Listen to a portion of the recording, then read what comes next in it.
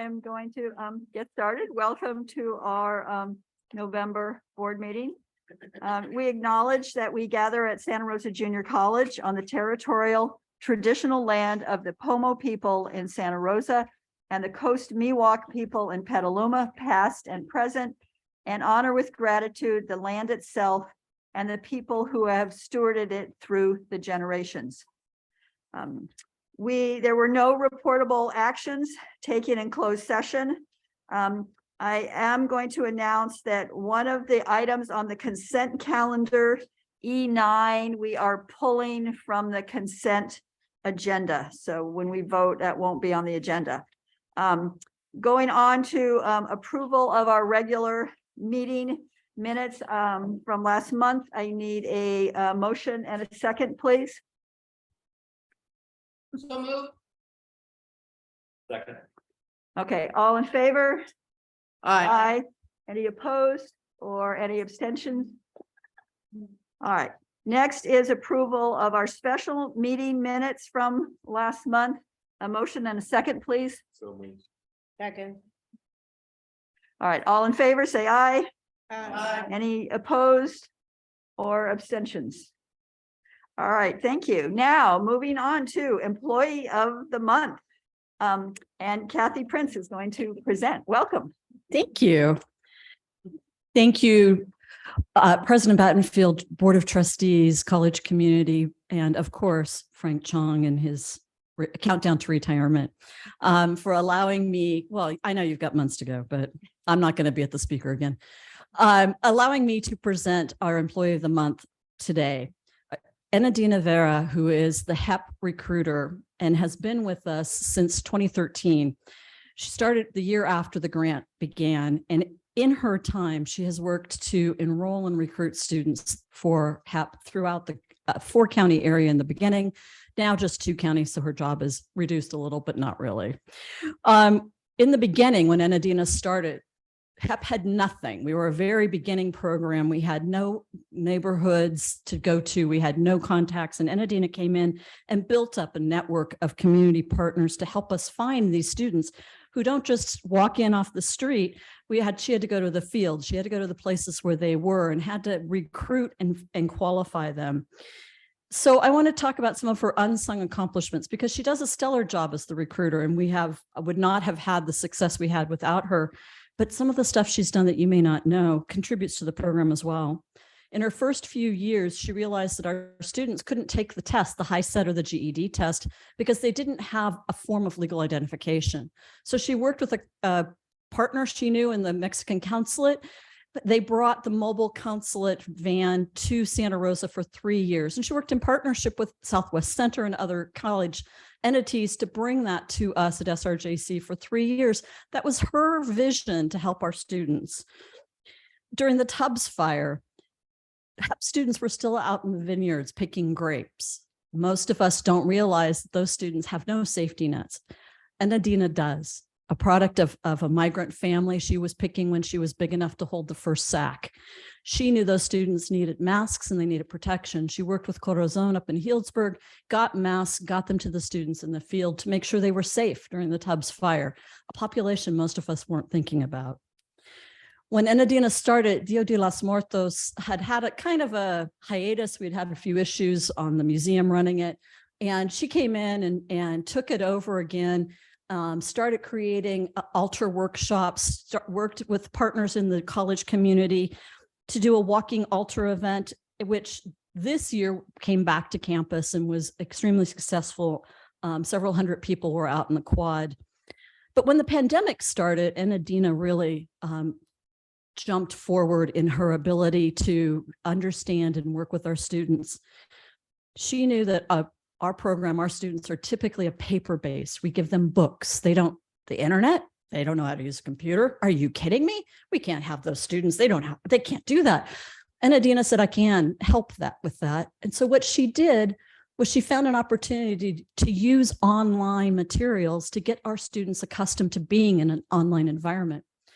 Weeks before our first classes were to start online, she started hosting loteria games with our students to get them used to being online in a Zoom environment so that when the instructor walked into the classroom later, it wasn't unfamiliar territory.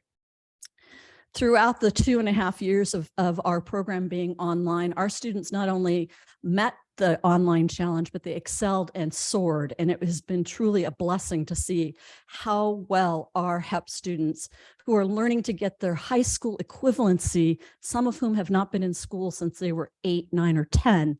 And thanks to things that Enadina has done in this virtual environment, brought culture back into their home. We had virtual altar events. We had, this was last year, Love Letters to Our Ancestors. It was a beautiful event, and the students came on and presented and showed their home altars. She converted all of our required enrollment documents to an easy to use online phone system, things that we didn't think about our students were going to have a problem with. The Sunday night games began to expand and bring in people from the community. Adult education came in. We had guest speakers to talk about COVID protocols and important other items. Students then started sharing poetry, their languages. They hosted Loteria in their native languages. We've had 3 different languages hosting in our Loteria games, and it's been quite an experience for all of us involved. And as the pandemic continued, these virtual events continued to expand. We had paint nights, we had Mother's Day nights, we had cooking demonstrations via Zoom. All of this because Enadina realized that community was important, and how do we help a community that's isolated but build community virtually? She had COVID panels with students who were working in the fields talking about COVID protocols for being a student out in the fields during the time of a pandemic.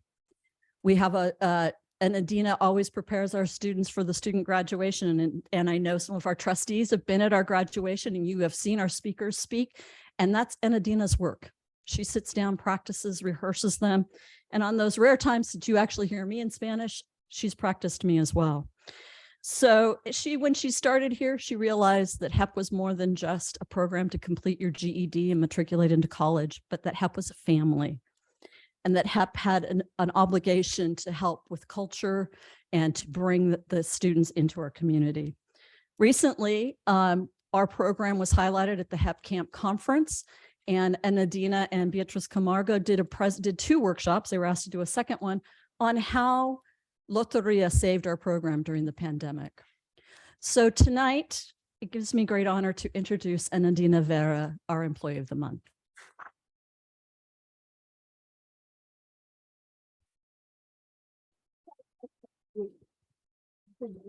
Oh my goodness.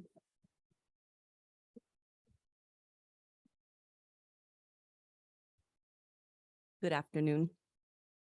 My name is Enadina Vera. I've had the privilege to work in this capacity for the past 9 years.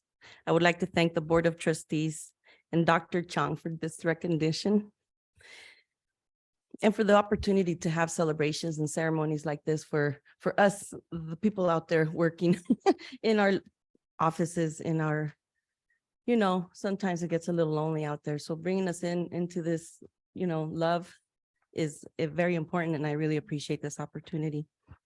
I want to thank Mother Creator and Father Creator for another day of life. I acknowledge that we are on territorial traditional land of the Pomo people, and I honor the 4 directions to the east, the west, the north, and south, and the elements that create life: water, fire, air, and earth. Thank you to Shantol, my Lanza Azteca family, for their teachings. I especially want to thank our FEARS director of HEP, Kathy Prince, for nominating me, for supporting, validating, and encouraging this Chicana to also embrace my creative side as well as my professional side. I also want to thank Beatriz Camargo, Rosalinda Bliss, my entire HEP familia, Giselle, Vicky, everyone, hi, Maria Berta, our students, and especially our students, our HEP students, our farm workers who are currently out there doing the hardest work. I just went to an event where they had delicious wine. I hadn't tasted wine in a long time. And I just want to ask everybody to think about the farm workers who are picking those grapes and picking that wine. And it's so good, but it's so hard to do. And some people ask, why Why do farm workers, why do they get this special program? Why do they get this special help? And people forget how hard it is to be out there bent over, picking grapes, getting sticky hands, having a knife that can cut you really easily, and doing it, in the middle of the night sometimes when the grapes are going to lose their sugar, they got to get out, right? So that's the responsibility that our students in the HEP program carry on their shoulders.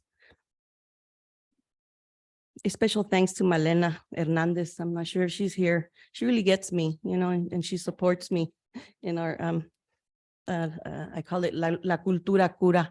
A lot of the workshops that were mentioned here today, I really take it to heart because my culture is rich and it's just always given me so much alas, their wings to fly and to bring other people along. A big shout out to Rafael Vasquez for seeing my potential 9 years ago and practically forcing me to apply for this job, knowing that I could, carry it on with respect and responsibility.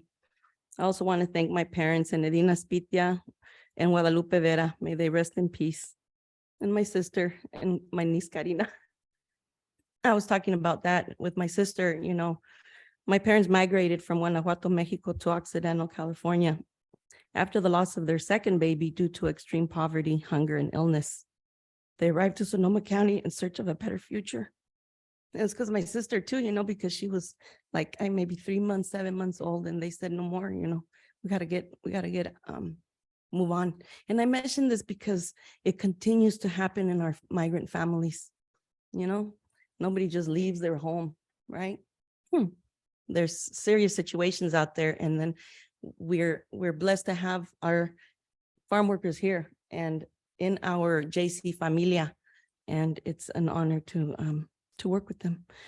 So I wanted to say that when the harvest ended in California, we would migrate to Mexico and harvest the crops in Guanajuato. We went back and forth, not on vacation, but for work, because once the crops end here, there's no work.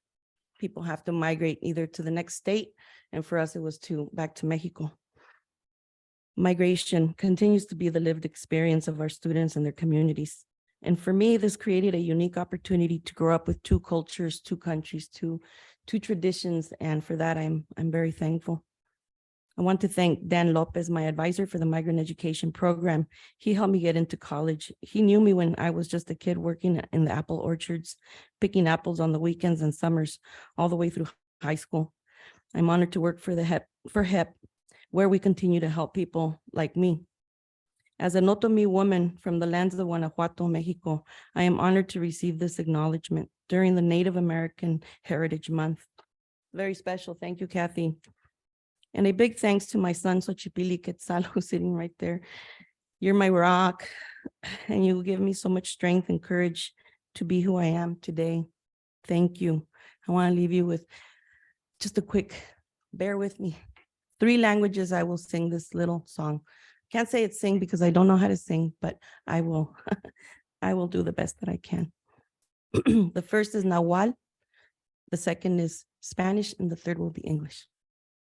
And if anybody knows it, please sing along with me. Chiquiye wainsochi, chiquiye pampano yolo, pampani mitzla sotla, pampani mitzla sotla, icanochi no yolo. Cuida esta flor, cuídala en tu corazón, porque te quiero del fondo de mi corazón. Take care of this flower, take care of it with all your heart, because I love you from the bottom of my heart. Talaso kamati. You're not done yet. So you're not finished quite yet because we have some parting gifts for you. They're not parting, they're gifts. Let's be very clear here. The official employee of the month plaque to hang on the wall.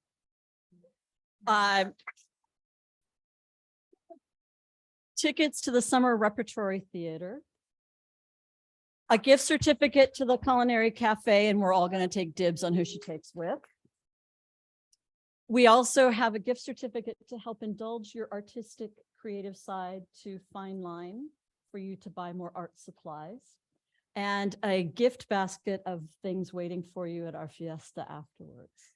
So thank you, Anadina, for everything.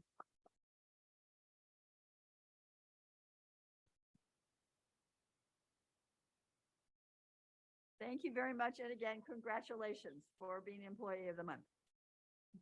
All right, I'm going to now move on to, this is a time for public comment. To remind people, as always, the board requests that presenters keep all presentations to 3 minutes or less.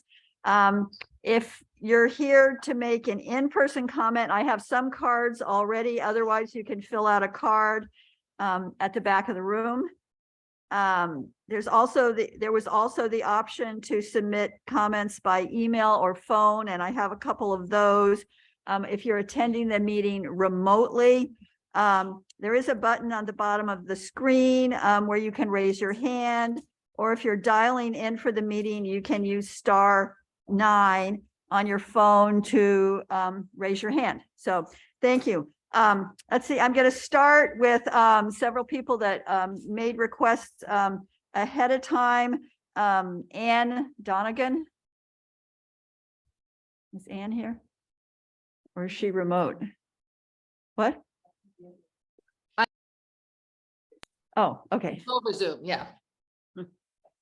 Can I go? Yes. Okay, thank you. First of all, I just want to say, I'm so glad SRJC honored Anandina. Her story was inspiring, and I'm so impressed by her work. So thank you, Anandina. Dear President Battenfield, President Chong, board members, and members of the college community. My name is Ann Donegan, and I'm a historian on the Santa Rosa campus. I'm reading this on behalf of myself and Dr. Araceli Osorio, the chair of the World Languages Department. I'm here today to talk to you about the state of Emeritus Hall. Last month, I watched the board meeting on the Petaluma campus, and I was truly impressed with all the wonderful amenities that our Petaluma students have, like free and reduced laundry, a place for cooking demonstrations, an amazing student lounge with beautiful furniture, and where students can play video games for free, and a heated canopy for outdoor events. I heard many of you understandably praise all of these wonderful things on the Petaluma campus. The Petaluma students deserve these things, but so do my students in Emeritus Hall. Emeritus Hall serves twice as many FTES, full-time equivalent students, as the entire Petaluma campus. And yet the district seems to overlook the much needed maintenance of this workhorse of the district. In Emeritus Hall, the toilets regularly do not work. The HVAC systems regularly do not work. The IT equipment is often in need of repair and updating. The bathrooms desperately need to be updated. The walls are filthy, not just in the bathrooms, but also in the classrooms. The ceilings leak and the lights do not consistently work. Just last night, I was teaching my class and I turned off all of the lights in my classroom to look at a 10-minute film clip. I need to do this, whether daytime or nighttime, because the projector isn't viewable unless I turn off all the lights. So I showed my 10-minute film clip, and when I went to turn back the lights on so we could have a discussion, the lights wouldn't come back on. Right? It took me 7 minutes of flipping the switch up and down to get the lights back on in the classroom. This was at 5:45 p.m. So my students were sitting in the dark during this process. My colleagues and I have regularly reported these problems to our chairs, our deans, and the facilities department for years, but nothing seems to get done. I apologize to repeat myself, but twice as many students come to learn in Emeritus than on the entire Petaluma campus. The Petaluma campus is beautiful, And I am a believer that students feel more valued and hence more learning will happen in a beautiful environment. Brava Petaluma. But we need this attention in emeritus. My students are taught in a substandard facility. Many of our students are dual enrollment high school students.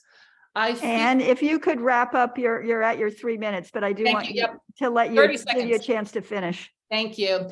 I truly fear that high school students will choose to go to a different school with nicer facilities. Don't get me wrong, the teaching in emeritus is great, but the over 5,000 students who attend classes in emeritus deserve to learn in the building with adequate lighting, heating, air conditioning, and plumbing. I invite the board to hold a board meeting in emeritus. Please come see our classrooms, offices, and bathrooms. We need your support and attention. Thank you for your time. Thank you. Next, we have an email that was submitted by Dr. Rima Dasgupta, and I think someone was going to read that for her since she's in a class. Was that Anne? Or were you going to do that? Yes, it was me again. Thank you. All right. Okay. So now you're Rima. Okay. Yeah. To the Board of Trustees, I'm addressing you today as the Department of Behavioral Sciences, the Department Chair of Behavioral Sciences. All of my department Santa Rosa faculty members work in Emeritus Hall, and I'm asking you to please help address the deplorable conditions in which we work. Our dilapidated building is plagued by more problems than I can list here today, but I do want to make you aware of the following. Right. Several faculty members in the building experience headaches and discomfort after spending a few hours in the building.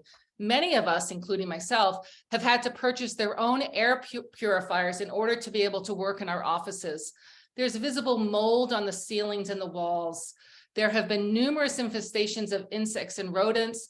And when there are infestations, there is no communication notifying us of these problems.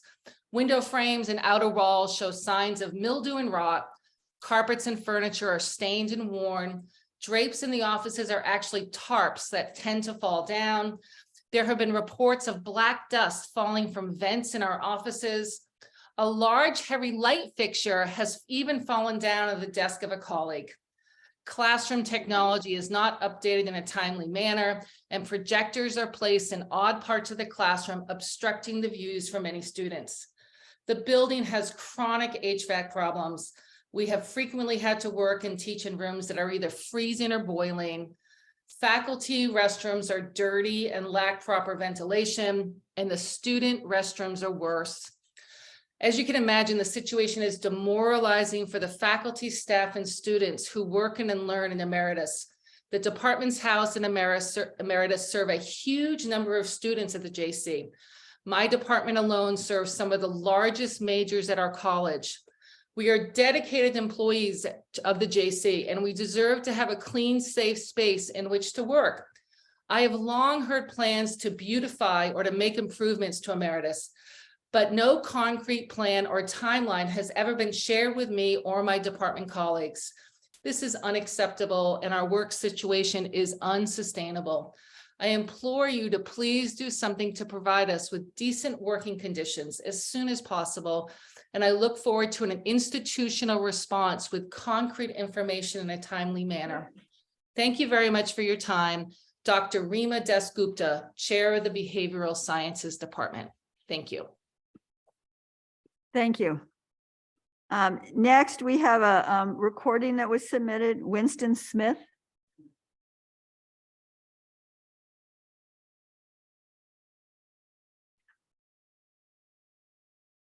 Masking injection and testing mandates. To say that this is far too little, far too late is an understatement, and everyone who voted for these mandates should submit their resignation immediately upon making whatever restitution is possible at this juncture. Last month, you all patted yourselves on the back for your self-perceived culture of equity and inclusion and an apparent bubble of blissful self-delusion.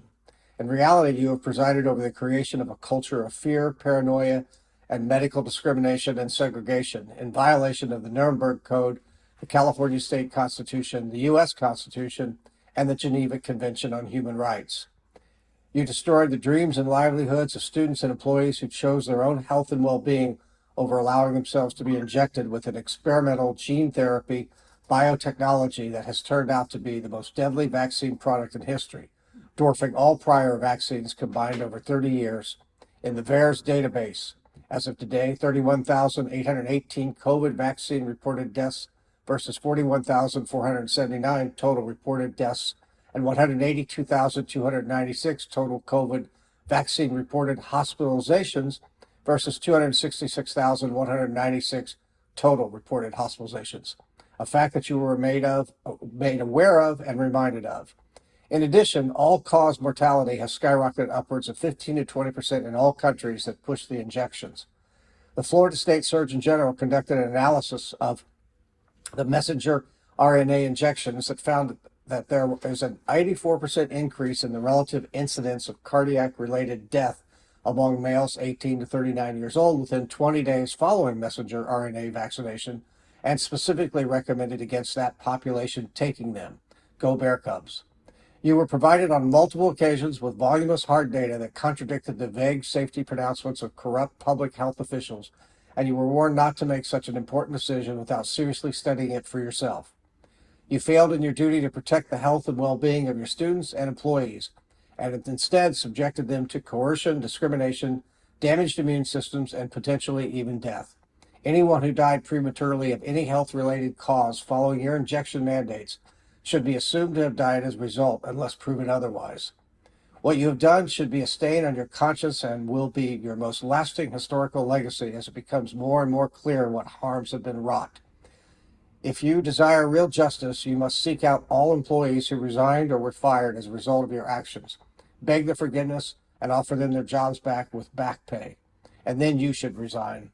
Sincerely, Winston Smith. Thank you. Next, we have, again, another person who submitted a recorded message for public comment, Michelle Ramos.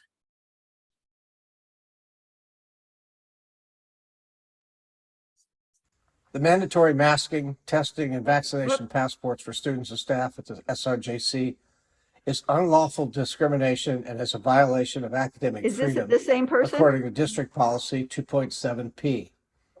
Oh, it's Academic freedom ensures both the faculty's right to teach and the students' right to learn. Did the SRJC and the Board of Trustees explore the legality, liability, and constitutionality of mandatory masking, testing, and vaccination passports for visitors, volunteers, staff, and students? How did you ensure that all visitors, volunteers, students, and staff, vaccinated and unvaccinated, equal access to all work and educational opportunities at the SRJC with the mandatory masking, testing, and vaccinations? What about the inherent and unlawful discrimination toward unvaccinated students and staff and the segregation of vaccinated and unvaccinated students and staff with the mandatory vaccination passport approved by the board?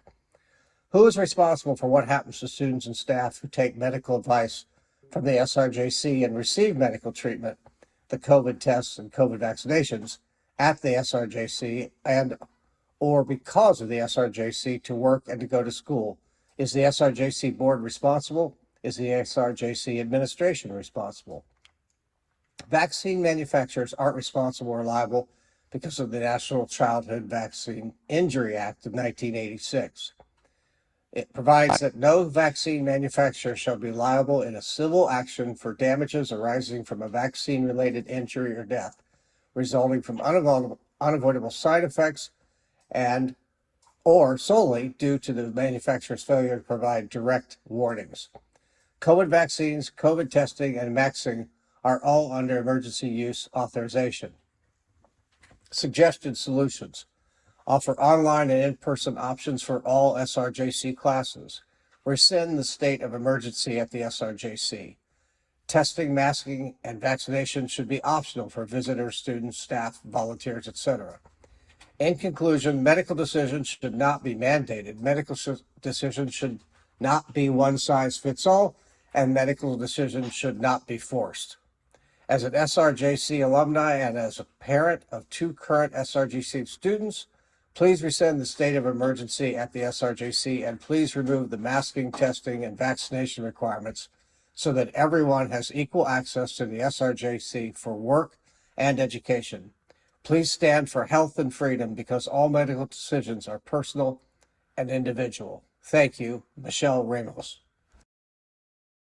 Thank you. It sounded like, I just want to clarify, it sounded like one person got to make two public comments, which was not the case. These were, I think, written comments that were then recorded and read by, so it was two different people, but the same person doing the reading. So I know people were confused, so I thought I'd clarify that. So those were the only ones we had submitted ahead of time. I'm now going to go to the cards just in the order in which they were submitted. Just so you know, I'm going to start with Thomas Els, and then Kathy Mathis, and then Lee Collier. Those are the cards I have right now. So Thomas Els. Okay.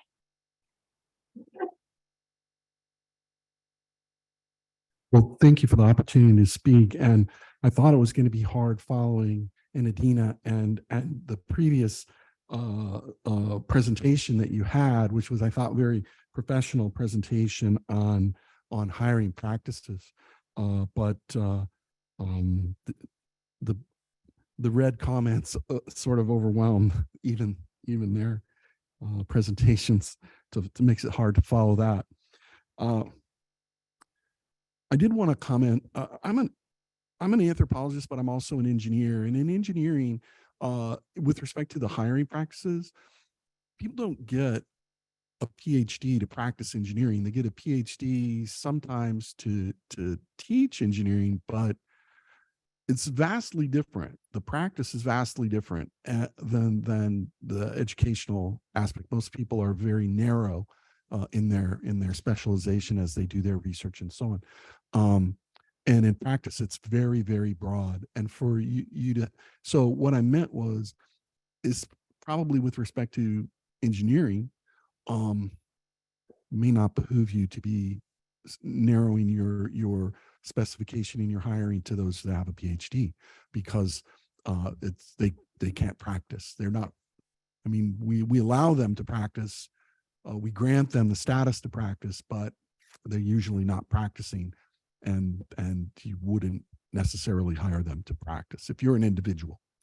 But the reason I am speaking right now, or the reason I came, was I provided an email to you. I am a bidder for the Sonoma Developmental Center, and it has 170,000 square feet of classroom capable Fields Act produced office, laboratory, and classroom space that would be available, and a lot more besides that, housing and so on, that we hope to be able to convince the state to actually implement that, as opposed to the demolition of that and the destruction of that because of the waste and everything. But specifically, 170,000 square feet would be probably equivalent to, if you were to build it now, maybe $170 million worth of buildings. So $170 million worth of buildings for you to replace that type of construction. And for us to reuse it won't cost that much at all. So I did just want to present that it is moving quickly with the state. And so that's why I wanted to, your meeting came up right at this convenient time, as I had emailed Dr. Chung. And so it is a bit of a surprise, but I hope you can look into this, think about it over the time period, maybe as we move forward into next year. And thank you for the time. And I have some notes. Thank you. Yeah, if you want to give them to me, we can pass them out to the board. Yeah, great. Thank you very much. Kathy Mathis.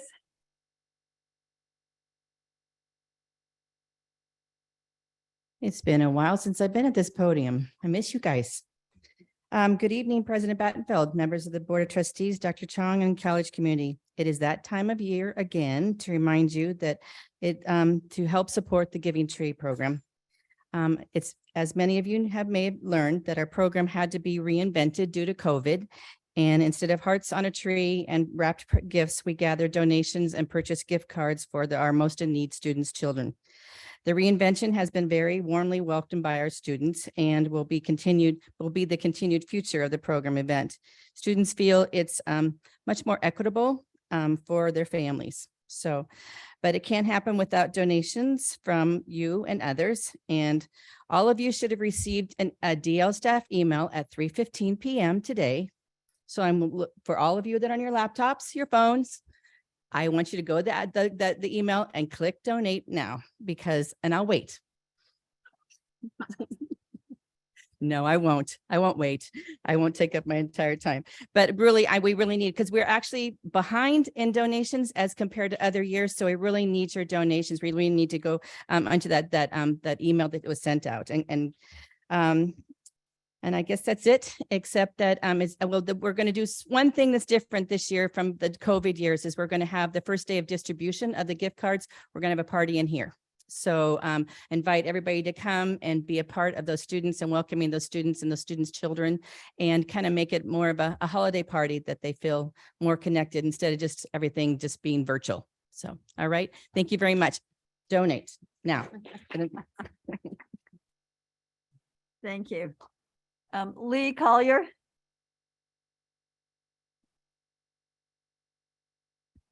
Board President Bettenfeld, Board of Trustees, Dr. Chang, and college community. There must be something remarkable to drag me out of my habit of not speaking public to here. It is indeed remarkable that I want to show my appreciation and excitement for the resolution that's on the board agenda today. That's the declaration of the Asian American Pacific Islander Day resolution. For AAPI people, we have for over a century have endured a lot of overt or covert exclusions, discriminations, sometimes outright hatred. And our values, our culture have been frequently downplayed. And our contribution to build this country, to build a society, has always been downplayed. And again, it's overt or covert. And this recognition from the district here is a very heartwarming for us to be recognized and to be valued. And after in this spring, having several other racialized people holidays established in the spring of 2022, now I'm standing here and happy to see that resolution is about to be passed and that the AAPI holiday is going to be established. And I also want to share with you, you may or may not know, by passing this, Santa Rosa Junior College will be the first college in the state of California to recognize such a holiday. So thank you very much.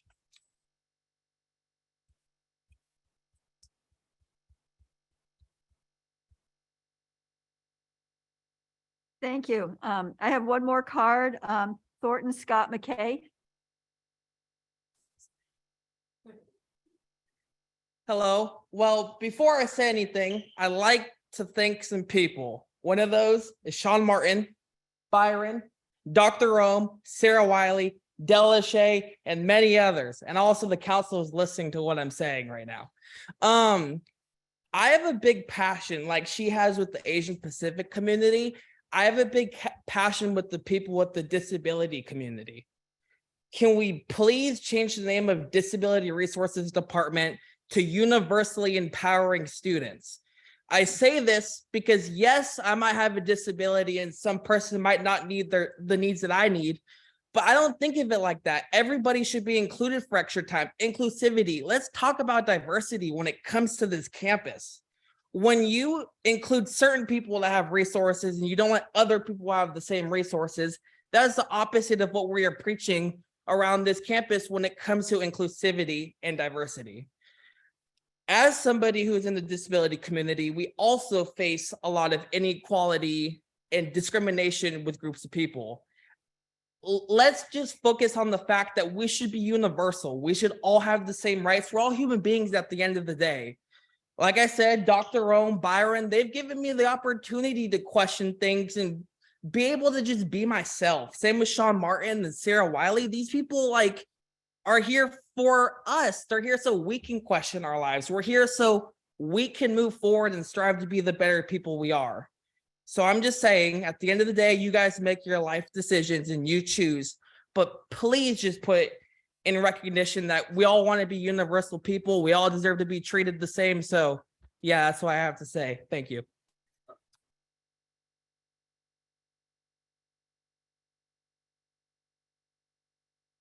Thank you very much. That's the end of the cards. I believe we have at least one person with their hand up who's here via Zoom. So I can't see, but okay. Go ahead. And again, if you could please give your name before you start. Hi, can you hear me? Yes. Okay. Yes, this is Chris Turner. I'm calling as an alumni to address the board. Hello, everyone. Thank you for hearing our comments. I'm also a parent of high schoolers for their next adventure, which may include a community school like the JC in Santa Rosa. However, the challenge that we have had in the past few years is the restrictions that have been placed on the students and staff members, which you are addressing tonight, and I do commend you for putting that on the agenda. What isn't the agenda on the agenda is addressing the harms that have already been done and the terror actually that it has caused in the community for those who are looking to further their education without having their rights violated, their body violated, and becoming basically segregated from their community that they grew up with. So some students can go to the school if they choose to go along with these protocols of injections and same with the employees, of course. But then others who may have better or different advice, I should say, from their doctors and from their own investigation on what that might do to them. You guys have heard us for almost 2 years now, I think. And as a parent, I have called in repeatedly. Maybe that doesn't matter to you now, but if you can hear in my voice that this is extremely upsetting for parents to know that while they are trying to raise these young adults to think for themselves, to be a part of the community, and to be valued, just like the two that just recently spoke. And I also hear that they represent a certain community. Preaching in every area. Why have we not taken into account the fact that there are several different reasons people would have that they should not or will not choose to be coerced in order to be employed or educated in this country, let alone in our Sonoma County, which should be such an open, warm, and loving community to all types of people. And what this has done is divide so much further and done actual legal harms, not only to the people who have been left without work, they've had to either retire early or leave their jobs with no way to raise their families after dedicated, committed careers. We've asked this board to consider this for a long time. And I just think that honestly, we have been in the right the whole way through in that this should have been a choice. And it's been exciting and damaging. I can't even tell you the emotional damage that it's done to so many people that have been stopped by this on moving forward in their dreams and their plans, and even in their, like I said, careers. And so I would hope that you guys would have the respect for yourselves to step up and look back at the messages that have been sent to you repeatedly, and to consider that maybe you've made a mistake and that you don't continue to make this mistake any further. Maybe you should actually, my suggestion is not to wait until a spring semester for these changes to go into effect, whether it's changing the testing policy or the shots. Excuse me, but we do have a 3-minute limit, so I'm going to have to ask you to, and thank you for your comments. Okay, I didn't see a timer. Thank you. Thank you. Good luck with your decision. All right, that's, we have one more. And then after that, I'm going to close public comment. So we have one more person. who's coming in remote, correct? Yes.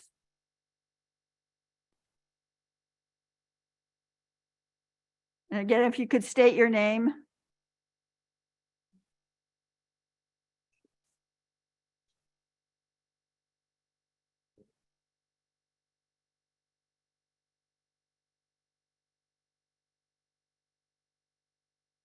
Hello?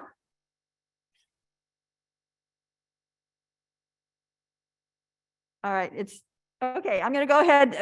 I guess somebody had their hand raised and they're not there anymore. So you can always send us an email if you're unable to speak in person. So thank you. And I'm gonna go ahead and close public comment and thank everybody for speaking. And move on now to our monthly updates, starting with our college president report with Dr. Chong. Thank you, President Battenfeld. Recently held a meeting with the Metropolitan Transit Commission and through the help of Supervisor David Rabbit to talk about the smart card extension, the Clipper Pass. So far, 3,500 students have signed up for the Clipper card. Raise your hands if you're students who have the Clipper card. Appreciate it. And we want to extend the Clipper card. And so we talked to the MTC officials about the deadline being that you have to register by the fall semester. And we told them that we have many students who don't attend during the fall semester. They're starting the spring semester. So we really appealed to the Metropolitan Transit Commission to consider extending the deadline through the spring. They're going to consider it. I want to appreciate Robert Ethington and Aaron Bricker for helping with that. And we will keep you apprised of what happens. I also had a chance to make a presentation to Leadership Santa Rosa with outgoing Superintendent of Schools, Steve Harrington, in this very building. Most of you know Leadership Santa Rosa has been around for many years. They do a leadership training program, and proud to say the lady to my left, Carolina Nazario, was also a member of the class this year. So it was a really great opportunity to see how well regarded SRJC is in the Santa Rosa and Sonoma County community. And we'll continue to support that program because they are growing leaders like Carolina. Aaron Bricker and I had a chance to visit with the Oakleaf newspaper staff. They asked a lot of tough questions. Really want to commend Ann Belden, their faculty member. They just recently won some national awards, not state awards, but national awards for having one of the best student newspapers in the country. And I really commend the Oakleaf, the journalism department, and the communication department. Also had a chance to participate in Indigenous Peoples Day, and that was wonderful, beautiful celebration. Really want to appreciate Brenda Flies with Hawks, Mary Churchill, our new Native American Student Support Center, Sandy Sagala, and others for bringing the Native American community to SRJC and really doing outreach to that community, which is very important. We will be doing a panel on November 17th at between 4 to 6 called Mental Health Challenges and Opportunities at SRJC, Getting to a Better Place. This is a result of a conversation I had with our relatively new trustee, Valdez Vinos, who wanted to really do something positive and discuss the pressures, the stressors, and many of the mental health challenges that our employees and students continue to face during the COVID and after the COVID. So I strongly encourage faculty, students, and staff to attend this panel discussion, which I'll have the ability to help moderate. And we'll be getting flyers out to everybody. I will be meeting this week with Rick Green. He's the new editor of Press Democrat. He's interested in learning more about the JC. And so I'm going to give him a tour of the college and eventually set up a meeting with them in the Oakleaf. And also plan on meeting with the incoming sheriff, Eddie Ingram, to discuss expanding our second chance program, one that's being led by faculty member Jessica Paisley, who's doing a great job, something Rhonda Finley, who's just recently retired, helped. And we really want to advocate, and I want to use pressure, but yeah, we want to pressure the sheriff to say, we really need to put some resources in the sheriff's department to not just stop crime through, law enforcement, but to stop crime and recidivism in the jails So this is something I think our community believes in, power through education. Let me see. And on December 1st from 4 to 6, thanks to the work of Apiza and Jerry Tao, we'll be showing the documentary Chinatown Rising, which was produced and directed by Harry Chuck, who is a reverend for Cameron House. This is a friend of mine who was active in Chinatown community organizing in the 80s and 90s when I was in a different type of career, working in social work in Chinatown. And I encourage everybody to come out and see this wonderful documentary. And then finally, I want to speak a little bit about the person on my right. This is Jeff Kunde, Trustee Kunde's last meeting after 16 years of service to SRJC. He's become a valued and a trusted advisor to me. And he always responds to things when I'm briefing him by saying, "How does it benefit students, Frank?" And I find that refreshing.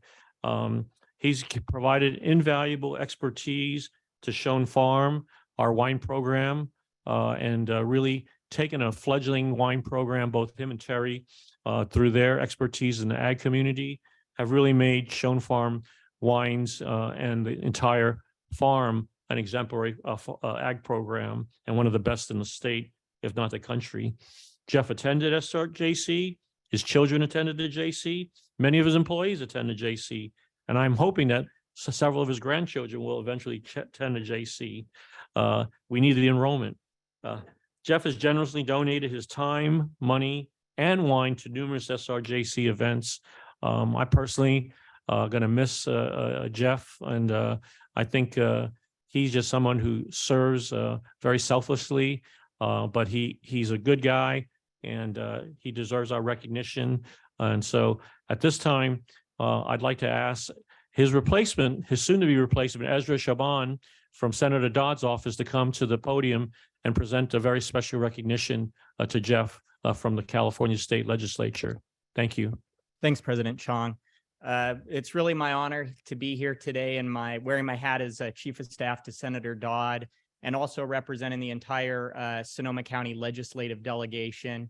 It takes 5 state legislators to represent the one district that Jeff does, because they all represent a part of it. And really just the epitome of dedication and putting the institution, the students, and the SRJC family first for the last 16 years.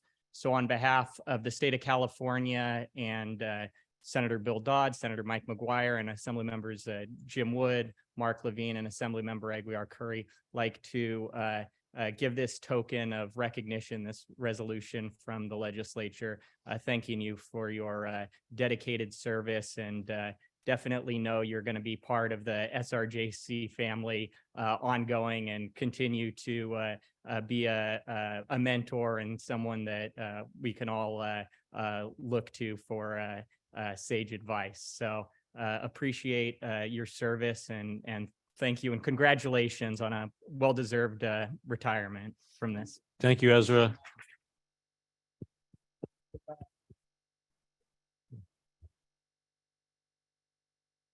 Go take a picture with Ezra. Yeah. Right here, where there's light. Yeah, because it's dark over there. Yeah. Come to the light. Yeah. Maybe with the JC in the back.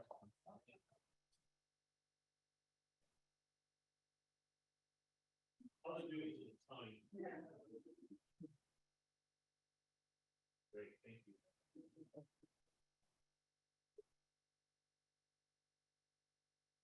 Don't go away, Jeff. Stay there.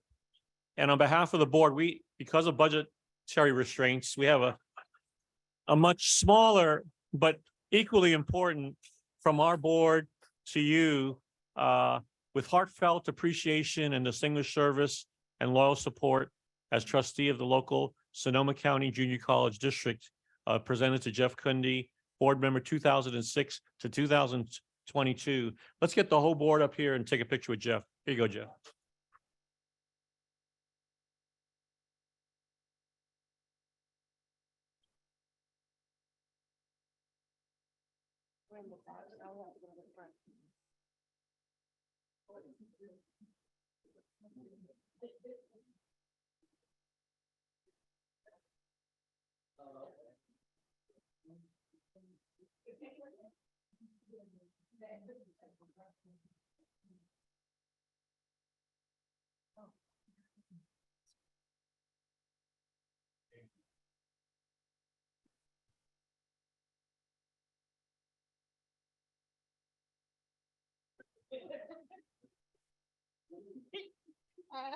I'd like now to turn it back to President Battenfeld and see if other board members like to make comments, and then, of course, have Trustee Kundi make some final comments before we move on. Yeah, and as president, I guess, yeah, we're going to miss Trustee Kundi. You know, being president, I've relied on his advice and phone calls a lot about, now, what do we do and how does this work? And again, you know, his focus on the students has always been great, because I know I could always count on him to ask those kinds of questions about whatever we do. It's always about the students, and so I really appreciated working with him. And I have your email and your text. So, you know, as things come up, I'm sure we're going to continue to rely on your support and your institutional knowledge of our school, and your commitment to the school is going to continue to be important. So I want to thank you a lot. Thank you. And if anybody else, go ahead. Well, I have a little different version to share with all of you this evening. We were in college together at JC nearly 50 years ago. Oh, wow. And we didn't know each other at the time. And we both joined the livestock judging team, coached by Jim Porter. And we traveled throughout the US, and we became very, very close and good friends. And matter of fact, we were both going to go to Chico. Jeff went to Chico and was on their judging team, and I was fortunate to land a job with a bank with a 2-year degree. And so we didn't get to go to Chico together, but Jeff and I have been good friends for a long, long time. And I called this gentleman about 16 years ago, and I said, Jeff, you should consider interviewing for the position of trustee on the board for Santa Rosa Junior College. It doesn't take up much time, Jeff, at all. I've been on the board for about 12 or 15 years already by that time. And I said, Jeff, you'll really enjoy it. You'll meet some wonderful people, and it won't take up much of your time at all. And so he bit, you know, and he reminds me of that often. But Jeff's been such a strong supporter of so many different organizations, especially the junior college, the Ag Trust. Anytime we have an event, Jeff Kundi and Kundi Winery is always there to support. And so we're really going to miss you, Jeff, but you're not going to be very far away. So thank you very much. Oh, yeah, we can't let you off too easy. So 8 years ago, when I was first elected, I get a phone call the following morning from this guy. He says, this is Jeff Kundi. You have time for coffee at Willie Bird's? And so Rick Call and Jeff, I think, you know, it was a little bit of an interesting election, and I guess they wanted to see if I had horns or not. And we didn't. And it was the beginning of, I would say, a wonderful friendship, maybe one I had really not counted on, but one that I'm not going to cry this time. You know, I always cry at board meetings. No, I'm not going to do it. But it was the beginning of a friendship and a learning curve, a very steep learning curve, coming to be a board member. And Jeff and Trustee Rick Call, both helped all of the new board members in ways I can't even describe. And we didn't always necessarily, on some significant issues, agree with each other, but that didn't stop our personal friendship. It never stopped the teaching that came from Jeff. You know, as Dot said, you know, they were on speed dial. He's still going to be on speed dial. Rick Call's on speed dial for me. You know, when I don't understand something and I need to sort of dig back in history. It's already been mentioned about his affinity for students. I have a little story about that I kind of liked. Is one year was pre-COVID. And there was a decision that maybe it would be nice if the board members invited some of the international students to Thanksgiving, our fall holiday. And number of us couldn't pull it together, but Jeff Kundi did, and invited a whole host of the international students over to his house for a grand, turkey feast. So that's just sort of, and it was never discussed, never took any credit for it, but, was always there, always looking out for the students. So I'm going to miss you like crazy. I hope I don't have to miss our conversations on the phone where we try to solve all the world's problems, not necessarily agreeing on the resolution to all the world's problems, but that doesn't stop us. Anyway, so I wish you the best, and it's not going to be the same. And like I said, you're on speed dial.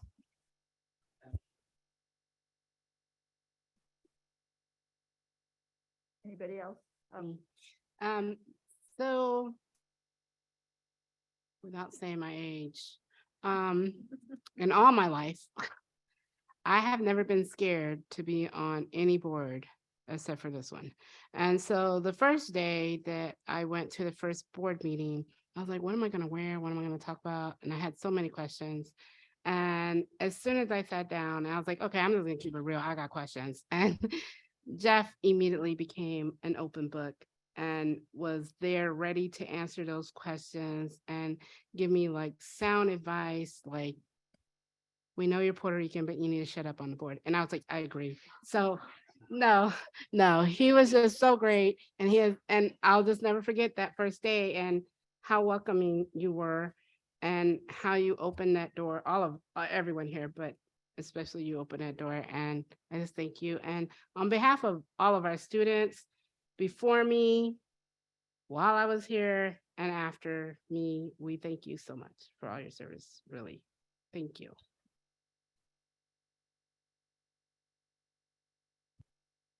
If I can turn my speaker on. I just want to say, very similar to Delachey's experience, from day one, Trustee Kundi has been so welcoming and so willing to give advice, and always made me feel comfortable from the first time. And I wasn't sure also when I came here how it was going to be, and is everyone going to be nice, and you and you've been great, and always offering pieces of advice and making me think about things that I probably wouldn't think about otherwise with respect to the board, and especially about students. So I just want to thank you. And my only regret, of course, again, is that I only got to work with you a couple of years, but I've really enjoyed it. And just thank you so much. Just really quickly, as the sort of newbie on the board here, just want to echo what everyone's saying, particularly the reality that, you've always been so willing to provide feedback and steer, and just for me, a quiet leadership that I've appreciated in the short time I've been here. And I think just beyond your role at the JC, one thing that I've appreciated learning more about you is just, I think the role that you played in the community and your role that you played in Sonoma County. You're a bit of a force beyond just your role here at the JC. And I think we shouldn't take that lightly, because it's been pretty formidable, and, you're Jeff Kundi.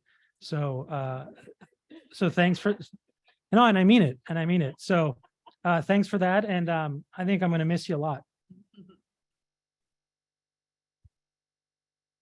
Can I just say, I echo everybody's words. I think for me, I don't get to call you or anything, but every time we see each other at the meetings, or we have events and things like that, it's really nice, because I always also see you with your family, and as someone who, has my little kid, it's really nice to see that was very welcoming, which was very important for me. So I've been in the board from, second term, but it's always, you definitely defied a lot of the rumors that you were mean and rude. I was like, no, he's not mean. He's really nice, actually.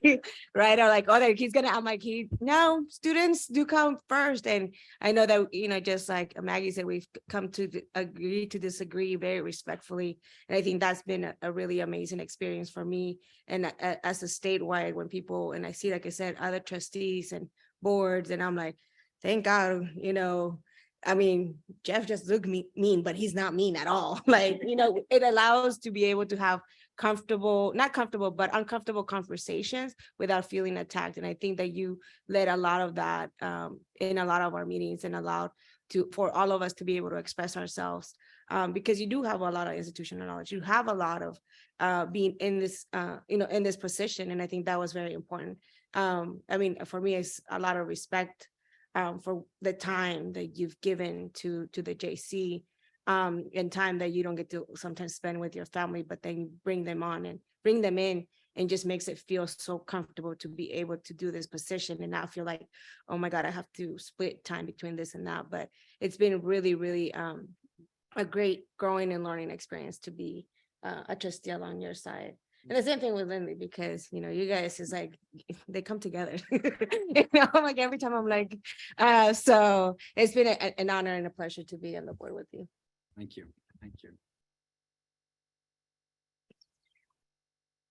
Oh, okay.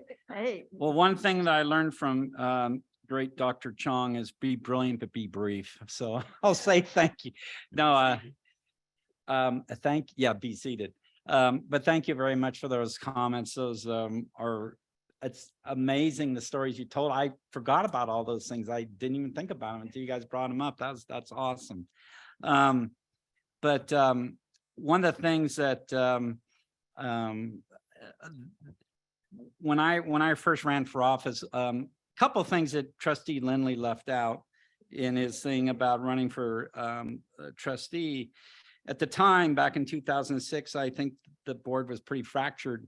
And it was only when he came to me to run for trustee, it was from the district I am from, and there was no one running against the incumbent. And I think a lot of people here at the school were very frustrated with this individual. But he gave me a lot of warning. He came to me 48 hours before the close of filing. So was able to make that decision very quickly. Made it in 24 hours, but it was actually came at a perfect time in my life.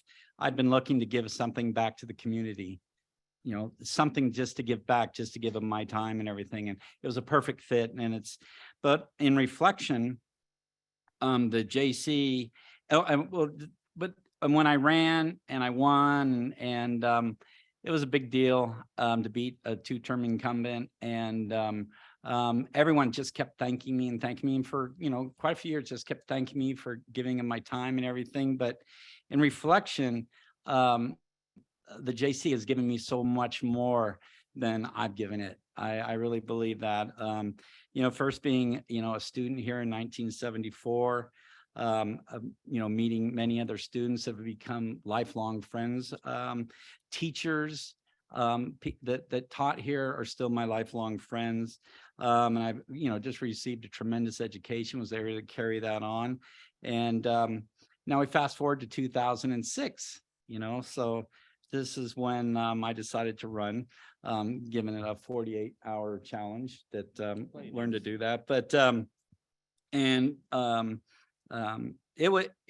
being a trustee, I came into this because I remember asking Terry Lindley, I went to school here and I was, you're involved in little things, but I didn't know what a trustee was, what a trustee did. I had not a clue. And, I got to meet, Bob Agrella, Dr. Agrella, and found out what a trustee does. And, and I actually came to the meetings ahead of time just to see what they do and everything. And, but it gave me so much more by being a trustee. The school gave more to me. It gave me the ability to look at things from all sides. I used to be a little more one-sided and looked at stuff that way. But it really changed my thought process on a lot of different things. It gave me the opportunity to help participate as part of a group to change so many people's lives in a positive way. Is over the years, I can't tell you the amount of presentations we've seen come up here, students or whatever, and just say, or individuals, and how it, the school, changed them and helped them. And, I felt I was a little bit part of that, which I felt very good. It gave me to the ability to work with many different people from many different walks of lives. if we didn't always agree on everything, which is fine, but you would come to common ground. And that was a good thing. One of the first things I learned that when it's kind of a little funny story. I was on one of the original hiring committees when I first was on the board. And, you on a hiring committee, in the original committee, you go and, you score the people and this and that. And there was, I don't know, 15 people. And the guy, and I came from the private enterprise, private business. And the person I picked out number one, I saw this is the guy. He came in dead last with everybody else that was on the committee. And so I learned a lot off of that one. So it introduced me to people in my years here that have been, are and will be, and are and always will be, lifelong friends that I've met here from the community of the school. I've had the opportunity to work with two great presidents, which I consider very inspirational leaders, Dr. Bob Agrella and Dr. Frank Chong. Both of them have taught me many, many wonderful things. Worked with many different boards of trustees. I believe it's probably 8 different boards makeups, many great trustees, and also the wonderful people that work here at the school and all the different administration and faculty and just many walks of life. One of the things is one of the biggest honors that I've ever received, of course, was having the hall, Jeff Cundy Hall, named after me, the building named after me. That came out of right field. I was hoping maybe someday I'd have a bathroom named after me around here. I had heard, if after 8 years, if you've done a good job, you might have us. But I thought if I could get a bathroom, that'd be good. That'd be good. But that was a huge honor. And one of the things I'm really proud of is that when I started this 16 years ago, I decided to run on my own terms, that I'm going to do this. I'm going to do it kind of my way. I'm not, I'm a politician or anything. But I was always honest. And one thing that and that's what I did. And the thing that I'm really proud about is I'm leaving on my own terms. Of all the trustees of all the years, I'm the first one that I am associated with that have known that since I've been on the board is leaving on their own terms. They weren't voted out or due to issues, had to leave or whatever. And so I feel pretty proud about that. I feel pretty proud about that. In 16 years, I'm the first one. I'm the first one that I can remember. I may be wrong, but that's what I was thinking. But anyway, it's been an honor. I'm proud to be a member of the JC community. It's been an honor to serve everybody and to help in the best way I have always done. And I had thought about, not running 4 years ago, but I didn't like the candidates that were running against me. And I said, I can't do that to the JC. I can't abandon the JC. And so I ran again and I won an election. But I'm very just thrilled to have Ezra Shaban, who you just met, he decided to run, and there was a candidate that wanted to run against him, and he backed out of the election after he had filed. But the thing was, Ezra, I went out and looked with the help of Steve Page, and Steve is on the foundation. And there's a lot that goes on in the JC from my, and I'm sorry, I'm talking too long here. I'm getting long-winded, but Ezra is just going to be an incredible fit. I think he's the perfect person to take my place. We may not agree on everything. That's okay. It's all right. But he brings a whole nother wealth of knowledge to the school, and he's a new generation, which I think is needed, and I'm thrilled to have him on the thing. And Ezra, as you met, one of the things I've always said this to the group, and it's from day one, is the problems get bigger, the solutions get easier. Just do what's right for the students, and I've always felt that. So anyway, so thank you very much for all the nice comments. I really appreciate it.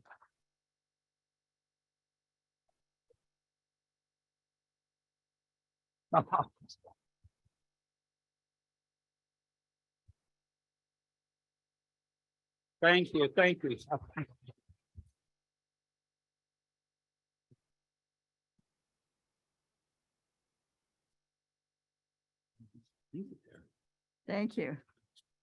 Thank you. All right. Somebody's going to have to follow that, and it's Trustee Lindley is Seraphin Fernandez is unable to give the bond update, so Terry Lindley, who's the chair of the Board Facilities Committee, is going to be giving an update tonight.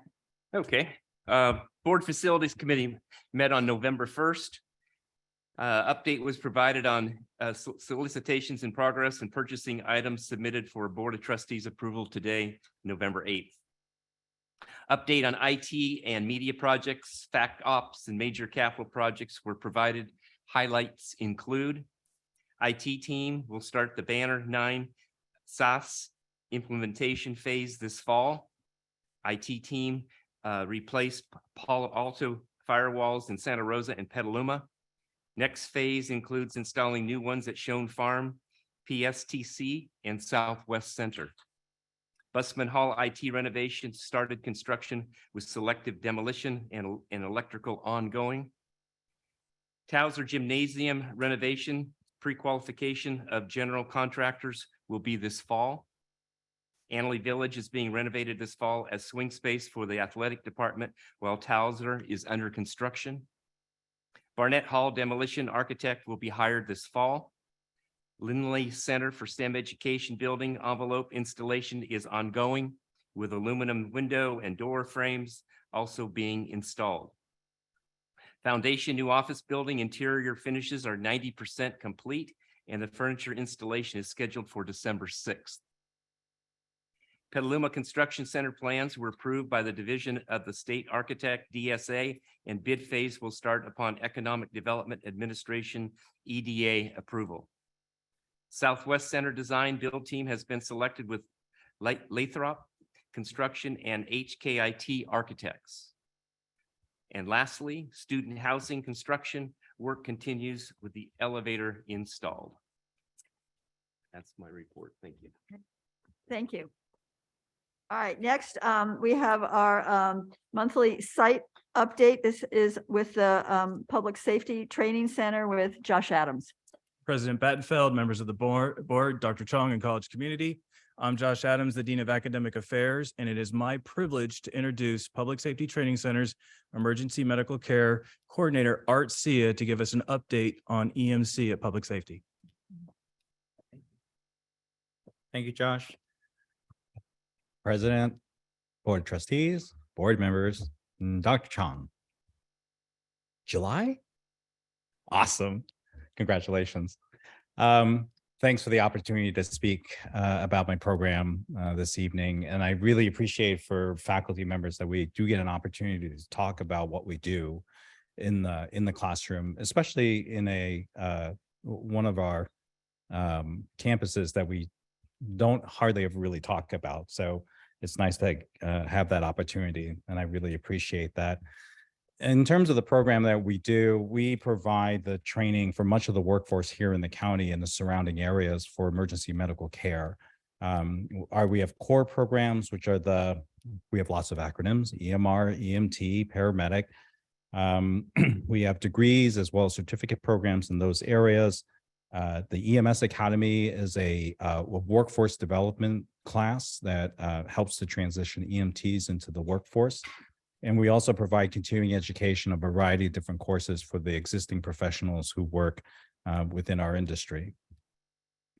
For enrollment numbers, we had similar challenges that the entire college has experienced over the last several years.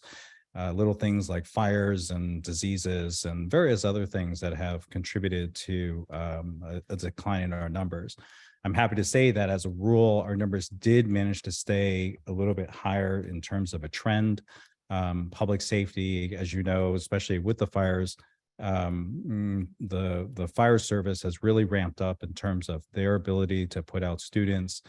Many of them require either EMR or EMT or paramedic in order to be employed. And so we work in conjunction with that particular department to get it to work. The jobs outlook is pretty significant. We are experiencing a major shortage of paramedics who are working within the state as well as nationally. If you looked at those previous numbers, the number of paramedics that we graduate is relatively small compared to EMT, and that is just because it's a challenging program. We can only sit so many students in any particular year, and it's very difficult for us to ramp up.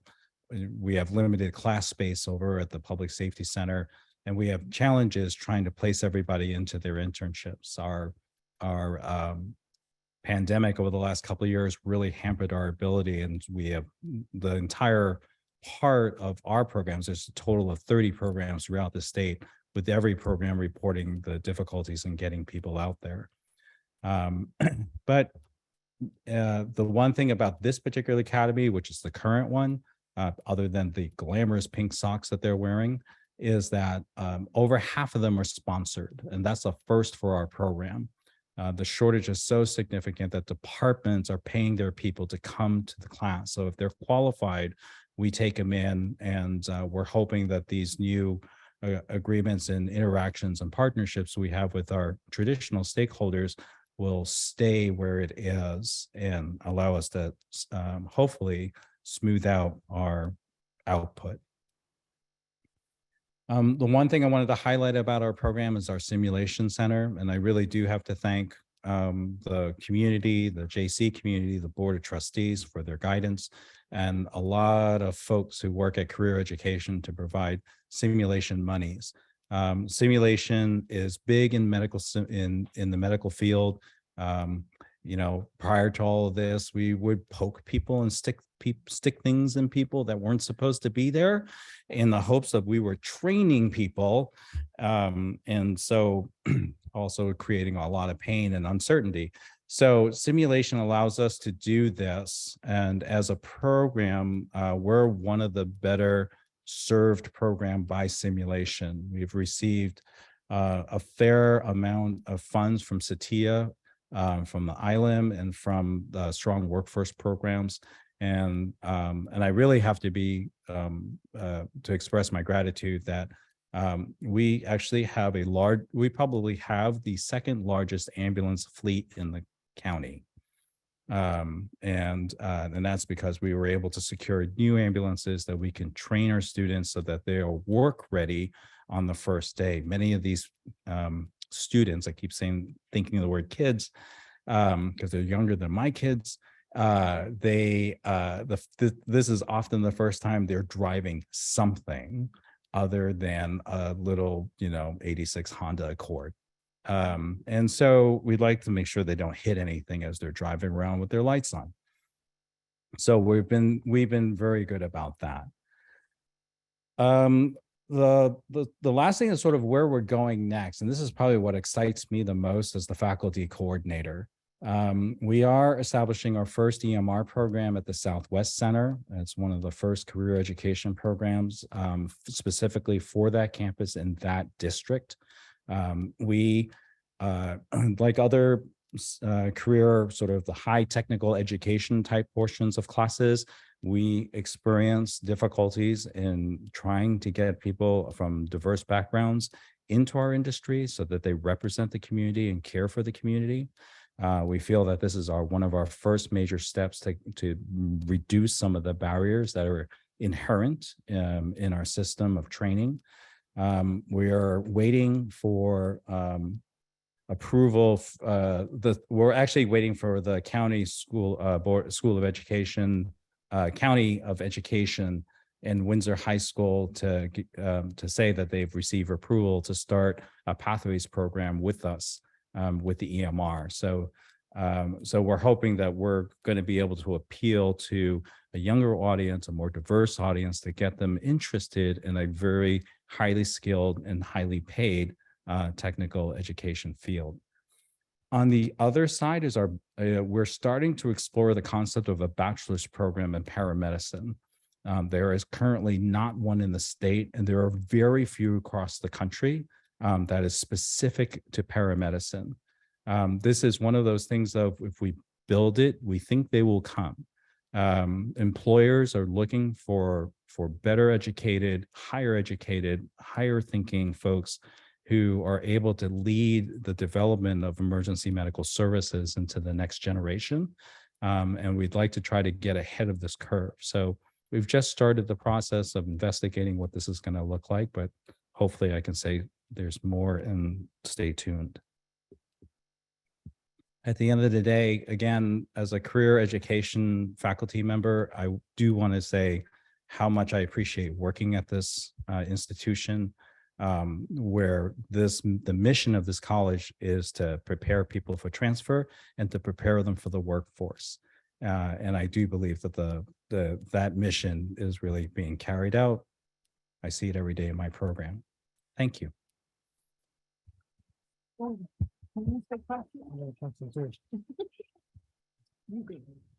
Thank you. Anybody have any questions? Yeah, I have a quick question. Can I just really quickly ask about the internship sites and the lack, just a bit of clarity? Is it that there's a lack of internship sites across the country, or is the difficulty in the placement other factor there, or what's the factor in terms of the placements there? Because then I also heard you say at one point that our folks generally did get placed. So I'm just kind of curious, or a little bit more clarity there. So we're careful to not overload what we consider to be the available internship spots throughout both our county and our surrounding areas. And so that's why there's always a limit. You know, we're always being asked to increase the number of students that we could take for paramedic. And I keep always replying, we can't do that without the availability of internships. There is a lot of reasons why the internships are limited, and much of it is just because of the number of available preceptors and units that you can place people on. Right. We compete against other community colleges, private institutions that also provide the training. And I'm certainly happy to talk with you for about 2 hours about this. No, yeah, no, that's really helpful feedback. And I think the only other thing that I would, we don't have to answer this, but I'd be curious when you start looking at, I saw the slide in terms of the human patient simulators and the costs associated, you know, and thinking through about sort of dynamic learning and the future of building out maybe a bachelor's program, looking at virtual reality as a means to train.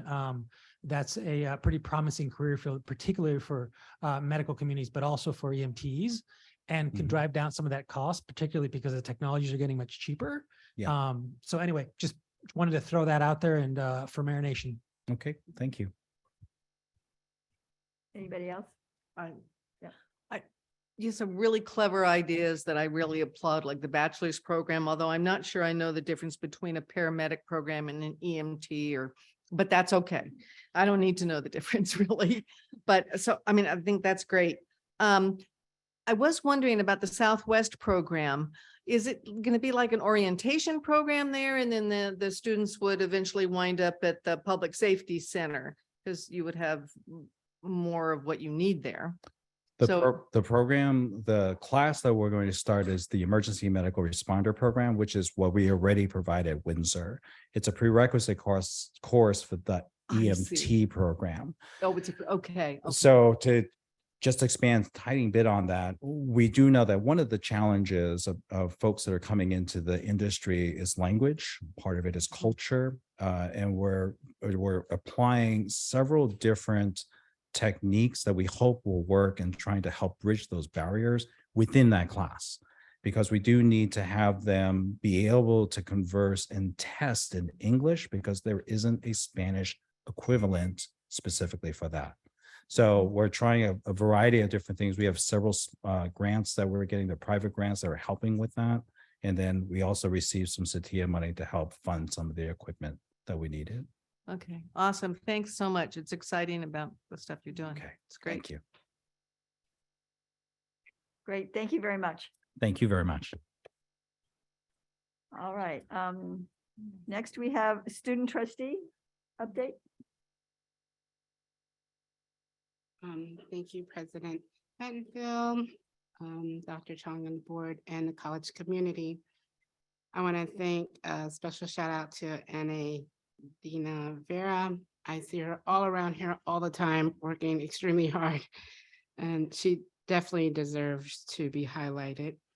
Sorry to see you leave, Jeff.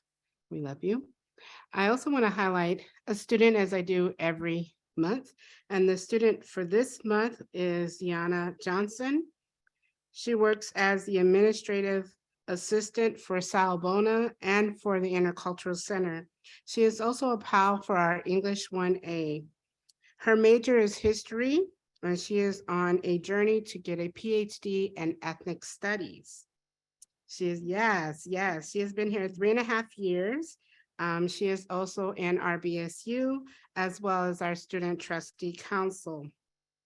As we all know, this county is less than 2% Black, so it is a challenge to be Black here in this county, period, as well as in SRJC, and throughout the challenges she strives.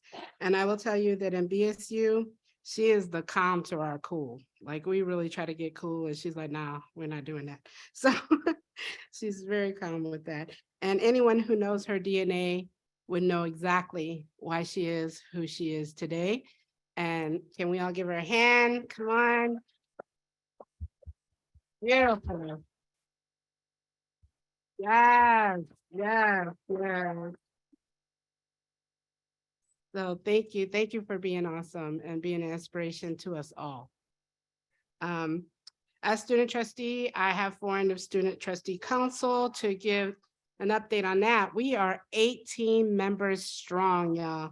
We have a rep for Native American, for the QRC, for APATH, Latinx, Black students, international, engineering, political science, sports, second chance, students of recovery. We even have a parents group that works with students that have children.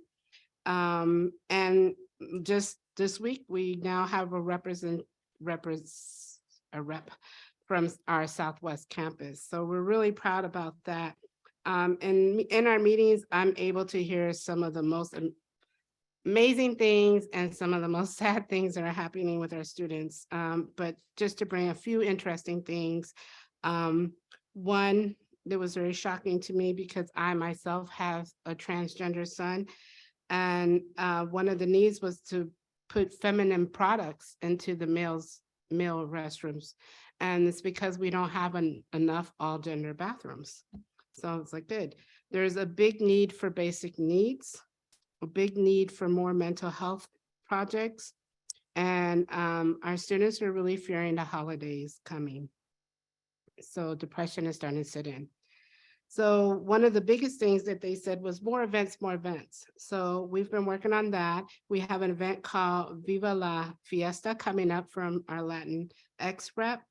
Also, we had, we collaborated with Flip. Those who went to the Flip party was awesome. We brought some live music. Bringing live music to SRJC is a challenge in itself. That's a whole nother meeting. Also, the QRC had karaoke, and it was standing room in there. It was really great. QRC is also working on the drag ball coming up. We are also having an event called You Can Have Your Cake and Eat It Too, where we're gonna have cake walks, and we're gonna ask everybody to donate cakes for this. It'll be great. Another big event coming up is the Tea with Tea, and those who haven't signed up, y'all better hurry up. I think we have 2 more tables left. And we've already started working on our biggie for next semester, which is Meet Your Major Spring Fling. And we are going to ask all of the departments to join in with us to come out and talk about majors in your field. So one of the things that we collectively hear from all the students is they don't know what their majors are.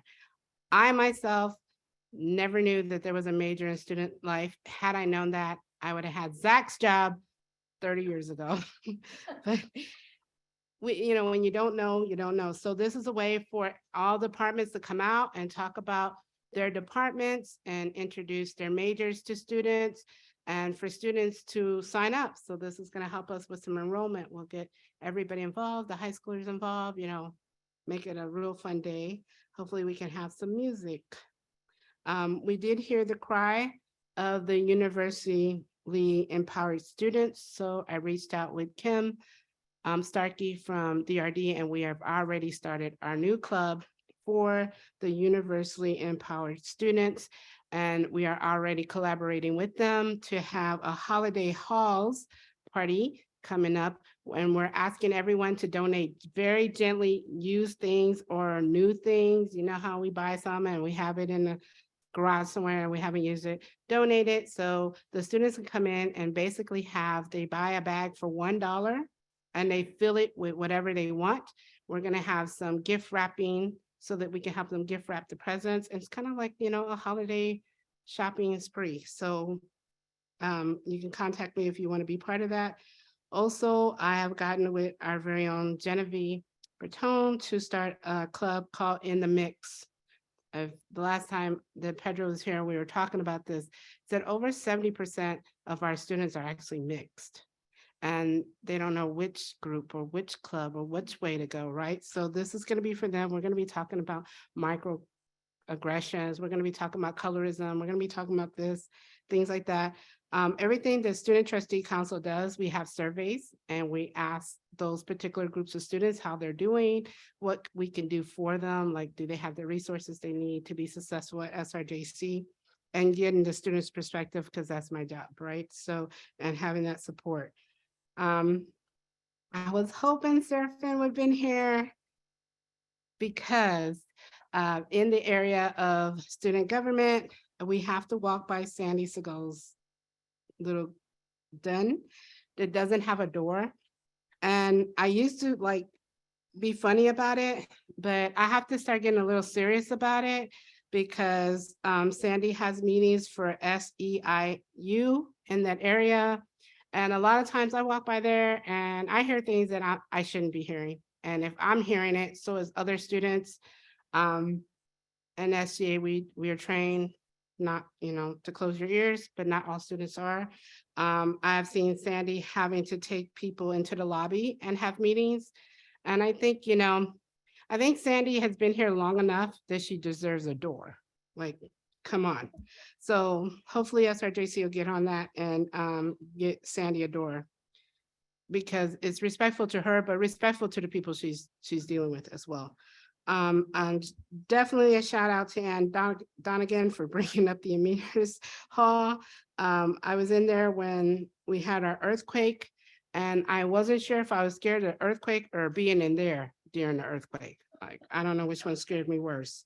Another complaint that we need to address is the garbage cans that are by the QRC center. They're bringing ants into the QRC. And then in the QRC, we in the Intercultural Center, we give snacks out all the time. We have candies in there, things like that. And we don't want a bowl of ants with our snacks. So hopefully that can also be addressed. I went to the leasing office event. The housing is just coming together so great. Big shout out to Robert for that. That was just awesome. I've been to the football games. We lost by 1 point, and I do believe that the touchdown that was taken away from us was illegal, but whatever. I was asked to come to the NAACP to talk and bring an update about our students here, and it was very well received.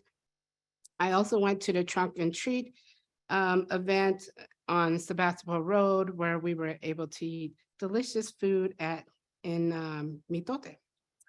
So a lot of fun. I'm going to be on some hiring.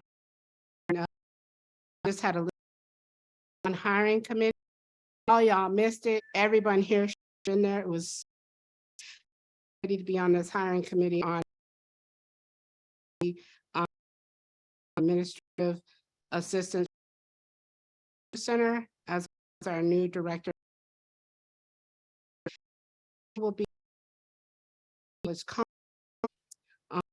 that is now verified, confirmed as SSCCC to direct have 4 judges under, and part of the council also joining the caucuses have, so SRJC's voice will be. We are also in our resolutions. There is a lot of to take class night, but they don't have childcare, and see how to maybe all gender rest, hopefully reaching out with Fly with Hawks to permanently make squad. We're really been of all of our members been in there to help each other. Great, and always such a great transition. Not forgetting the little floor. Byron just slide and George and really, but make very student ready. Jenna leaving to Bali, but coming back with presents to make up for us. And because she's in the, but we love you. None of us would be successful. Cannot say would be successful. Miranda, he our student government, our council. When I today, haven't sent it in. Get out. Thank you. All right, do we have any other board member comments?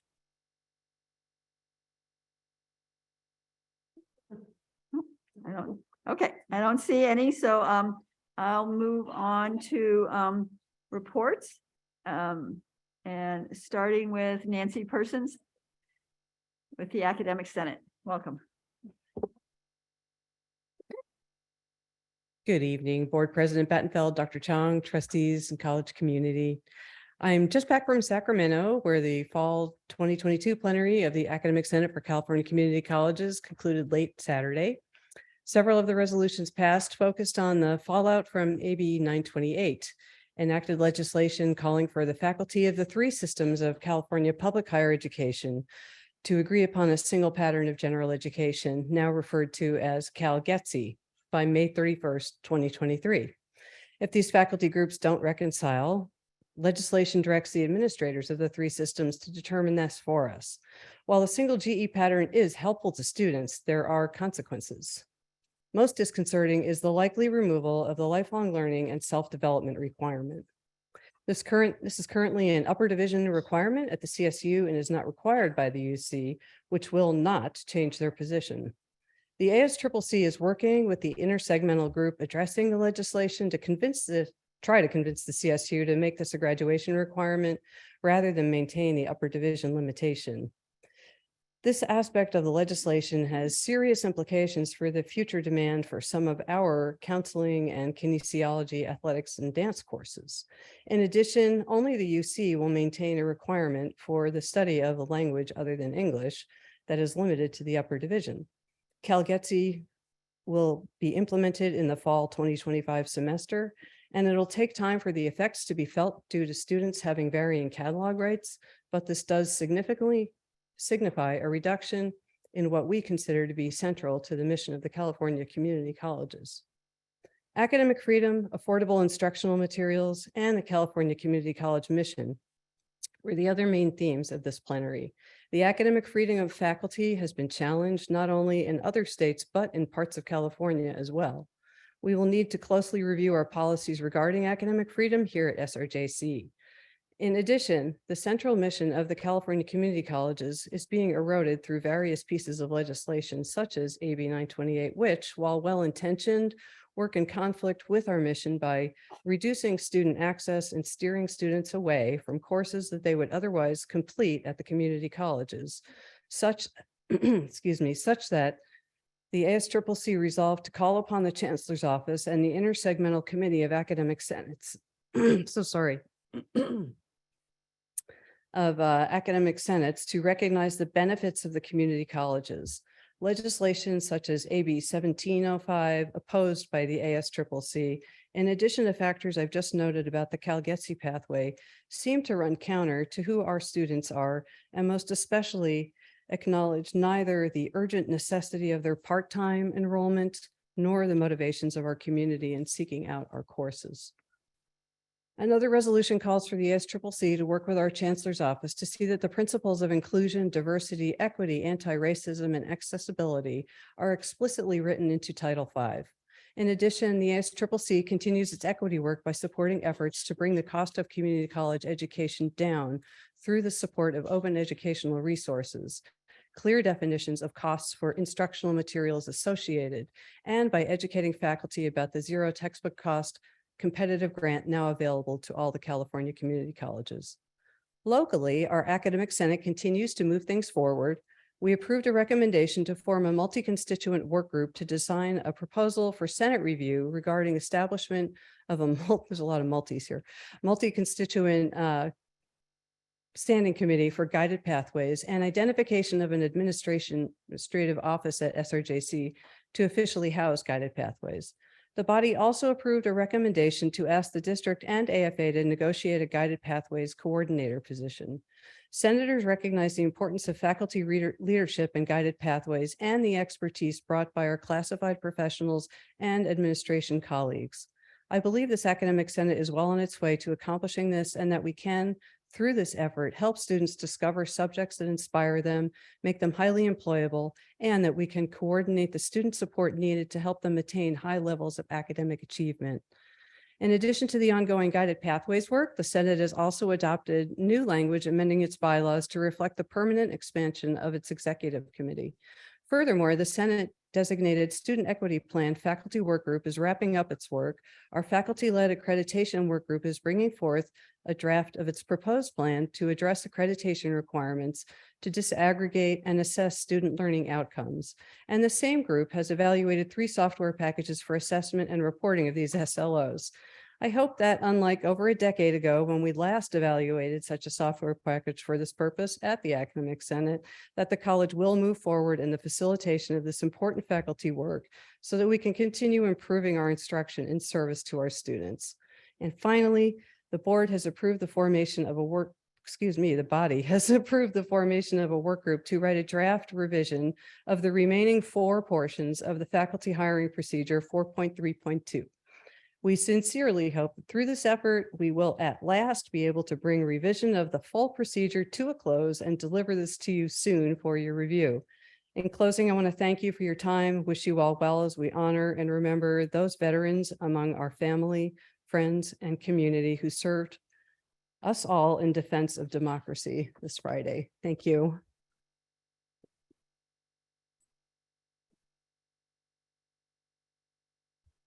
All right, Debbie Weatherly, Classified Senate. Good afternoon, evening, almost. Board President Battenfield, Board of Trustees, Dr. Chung and colleagues. First of all, Trustee Jeff Kunde, I remember when you got on the board. I don't know what that says about me, but I certainly have appreciated your service. So thank you for that to our college, and you will be missed. I wish you much health and much happiness as you go forward. So thank you again. Congratulations to Anadina Vera for the honor of being awarded Employee of the Month. Classified Senate is very proud of your efforts to welcome and encourage our students. You are exactly what we need in the position you hold, so we thank you for that. We now hosted our Halloween event last week, and it was attended by about 70 people. There were some very creative costumes, and we would like to thank all those that participated in making it a successful event. Classified Senate is going to be orchestrating the Giving Tree, as Kathy shared during open talk. And so we just wanted to make sure that you are aware of that once again. Executive Dean Matthew Long attended our recent Classified Senate meeting. He presented on the Student Equity Plan 2.0 and meticulously explained while taking questions, and we appreciated his time. College Council continues to work on a survey for committee structure. We should be ready to roll that out soon, and we are also currently looking at other college examples for district governance. I recently met with Vice President Kate Jolly and Interim Vice President Robert Ethington on moving forward with Caring Campus. We have begun work on the readiness assessment form and are in communication with Institute of Evidence-Based Change. Classified Senate has requested a seat on the hiring committee for the search of a new president with Board President Trustee Dorothy Battenfield. I am sure we all know the significance of this important hiring committee of our new president. While we understand the significance of the size of the group, we also understand the impact this selection of a new president will have to all classified professionals, and our hope is all constituent groups will be represented. I want to thank our veterans for their service, as we appreciate them, as I am a military brat myself. And I personally hope that you all have a restful holiday and reflect on what we all have to be thankful for.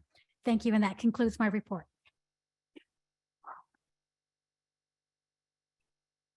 Thank you. Abria Tillman, Student Government Association. Good evening, everyone.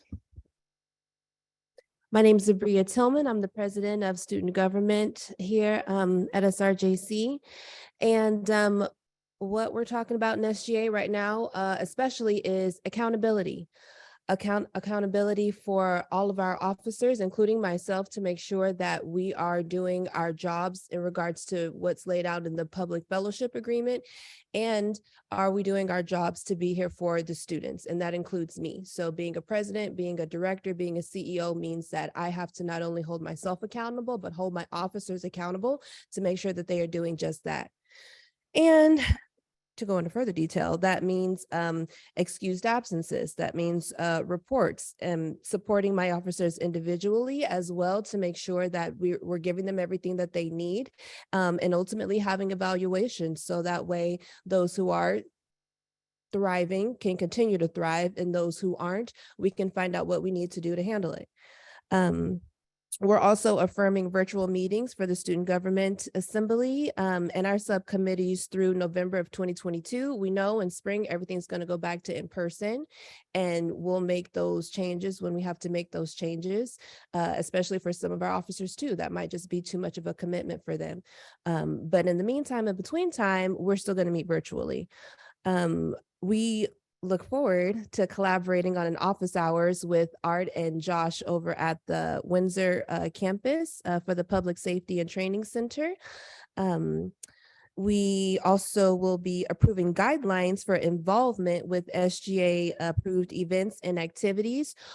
So that's just basically saying that we need to be very conscious and aware of the terminology that we use when we say that we're partnering, collaborating, sponsoring, whatever events.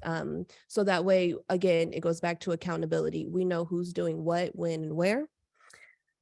Also, we had a really nice special report on expectations. These expectations are not coming from my own personal opinion or some random person's opinion. It all goes back to what we're saying in the bylaws, what's already written, what was already agreed upon.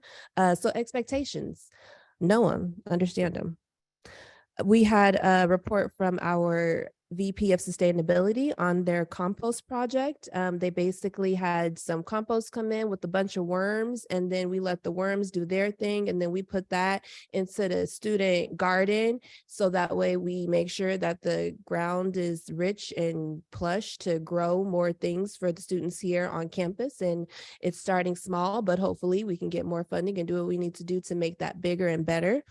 So that was awesome. We also had representatives from the listening sessions come to SGA to gather some SGA's input on the new presidential search. So that's important, and also to let the students know just how important it is to come to these listening sessions, because that's going to create the structure that is going to create the criteria for what we're using to find our new president. All very, very important. We had a report from our officers that went to the CCCSAA conference in San Diego. So that was nice to get a really good perspective on what the college, what we are being really innovative with. So a lot of our diversity, equity, and inclusion work that we're doing is putting us leaps and bounds above other colleges that just aren't there yet. However, we could still do better about our our organizing, how we organize the way that we present ourselves as a college. Pros and cons. So we also have a club day coming up. It's November 16th from 11 a.m. to 1 p.m. It is led by, in collaboration with our VP of Student Life and our VP of Clubs. The concept, the theme is Basic Needs, Feed the Bears. We're also going to invite one of our local businesses, HD Barber, who's also partnered with Cub Card Premium, to come and give free haircuts to the students there. And again, Cub Card Premium is just so important because that fee that the students pay into allows us to have discounts with local businesses like HD Barber, in addition to having free admission to the games, free admission to the theater productions that are here, and also Petaluma Cinemas. Keep that going. SGA Accounting came. So Kate Jolly and Whitney Schultz, thank you guys, came to SGA and gave us an accounting update because the way that we do our accounting is changing. So thank you for telling us all the ins and outs of that. SGA looks forward to participating into the Tea with Tea event November 30th from 3 p.m. to 5 p.m. hosted by our student trustee in the Bernalini Dining Commons.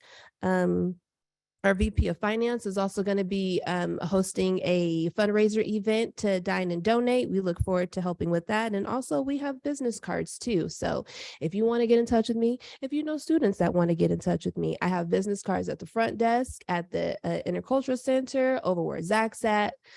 Let them know that they can get in touch with me. You all can too. I have them in my backpack right now. I'll leave some over here just in case you need it. SGA meets at Monday from 3 p.m. to 5 p.m. in the Senate chambers. We're hybrid through November until I'd let you know otherwise. Our Student Representative Council, they meet on Tuesdays. This information is also on the SRJC website under Student Government too. But if you want to know what we're doing when it comes to policies and procedures, come on Tuesdays to talk with our EVP. Our finance, we go over our budget. We'll be going over our budget again too for spring, and they meet on Wednesdays. Student Life meets on Thursdays. ICC with the clubs meets on Wednesdays, and Petaluma Council meets on Mondays. Thank you all so much for your time. I appreciate it. Thank you. Sean Martin, AFA.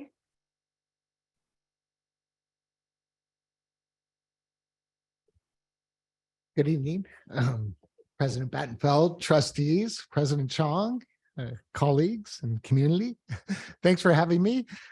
Wow, this has been an inspiring meeting. So much wonderful stuff. I just want to thank you, Trustee Kundi, for all you've done for the college. We, again, as others have said, don't have to agree. We always have respected your integrity, your honesty, and your commitment to the students. It's something that we've never questioned. So thank you so much for all the years of work you've given us.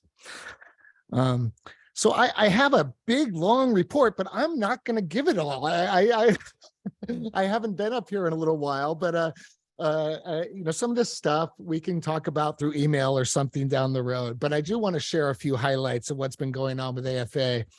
We recently went last month to our CCCI meeting. That's the California Community College Independence. 13 independent unions across the state meet, and we share resources and ideas to help better support our members. We get a lot of great information there. We meet with our colleagues in the Faculty Association of Community Colleges. Evan Hawkins, the director of that organization, always provides us with a fabulous legislative report, all the legislation that we've co-authored or co-supported over the previous year. And we had some wins and some losses and some partial wins. For instance, AB 1705, we really lobbied hard to get some resources put in there to help administer the work that is associated with that change to legislation. We're glad to see $65 million was provided for that work, although it's one-time money, and we expect that it's going to cost a lot more than that down the road if we're going to do this right. We also spoke with FAC about our, continuing concern with outside organizations, sometimes referenced as philanthropic groups that interfere with the regular operations of our system. It's alarming how faculty have been pushed out in much of the consultation at the state level. It's become clear that we're perceived as part of the problem, not part of the solution. And so we hope that narrative to change. Part of it's been a PR effort to represent community colleges as a failure and faculty as part of the problem. And we really hope, we know that our students don't feel this way and that our community doesn't feel this way. And we hope other leaders in the system recognize that as false. We did also meet with the Public Policy Institute of California lead researcher, one of the folks who's responsible for producing the recent reports on the effects of AB 705 and the upcoming AB 1705. We learned, the pros and cons of the change. Some good news, more students are finishing or completing transfer level courses in English and math. But the problem is, and it's seldom noted, and certainly not on the chancellor's webpage, more students are also failing. And also the data has huge gaps in it, really significant gaps that may make a big difference in people's understanding of how this legislation has affected our system. Some of them involve not accounting for people who dropped before census. Some of it involves not accounting for people who perhaps didn't need that transfer level course to finish their certificates and such. You've heard from our math department on these matters, so I won't belabor it too much. But also what we haven't heard is any kind of data indicating how many students choose not to pursue a degree because it's such a daunting prospect to jump right into that transfer class in the first place. And we fear that that might be a demoralizing factor contributing to our enrollment problems across the state. Let's see. The next thing, we development share the district's interest in expanding our non-credit offering. I think that's a wonderful idea with the development of our Southwest Center and the matriculation of students from GED accomplishments into our transfer and certificate programs. That is an excellent idea, but we really do need to provide the resources necessary to make those programs successful. Our non-student faculty are reporting that their work has changed and grown increasingly challenging, and yet the compensation for those courses, it remains significantly lower than at many of our sister and sibling campuses across the state. So that's something we want to keep on your radar. AFA also has an interest in participating in the president superintendent search. We'd love to have a seat at the table. Details are a different matter. So just hoping that labor issues will be represented there. It's going to be an important part of the next president's job. Let's see. I serve on college council. We're moving ahead with our shared governance efforts, reforming those. Lots of great work going on. We're sending out a survey to committees to ask them about their work and how it could be changed. Our primary goal at AFA is to help the district reduce workload and hopefully costs to the district. And also clarify the scope of committee charges so that matters within the scope of representation are left at the negotiations table and not conducted in a place where it's not appropriate. Let's see here. And I'm just going to close with an appeal, just a matter of recognition. Our associate faculty are hurting. I know you've heard me say this before, and I appreciate that this position is difficult to address because of its historic origins and the contingent status of our associate faculty. This district has a lot to celebrate. I know there's an audit going on about the extra money that was offered to districts to hire full-time faculty. When we went to the CCCI conference, we were the only district that came, through with the full use of the funding. So my applause to you all for supporting that. That was really appreciated. But that, along with our declining enrollment and some other factors, We have unspecified dozens of associates who are losing work. And, you know, these are part-time faculty, but they aren't part-time supporters of SRJC. Some of these folks have been here decades. I know of several faculty who have been here more than 20 years who will receive no assignment in the spring. And really, I just want to raise a call to understand the pain that they're feeling and the loss of what they've seen as their dedication and career to SRJC. That's all I've got for you. Otherwise, thank you so much. This is a long meeting, and I have greater appreciation for all of you and the work you did here. Thank you. Thank you.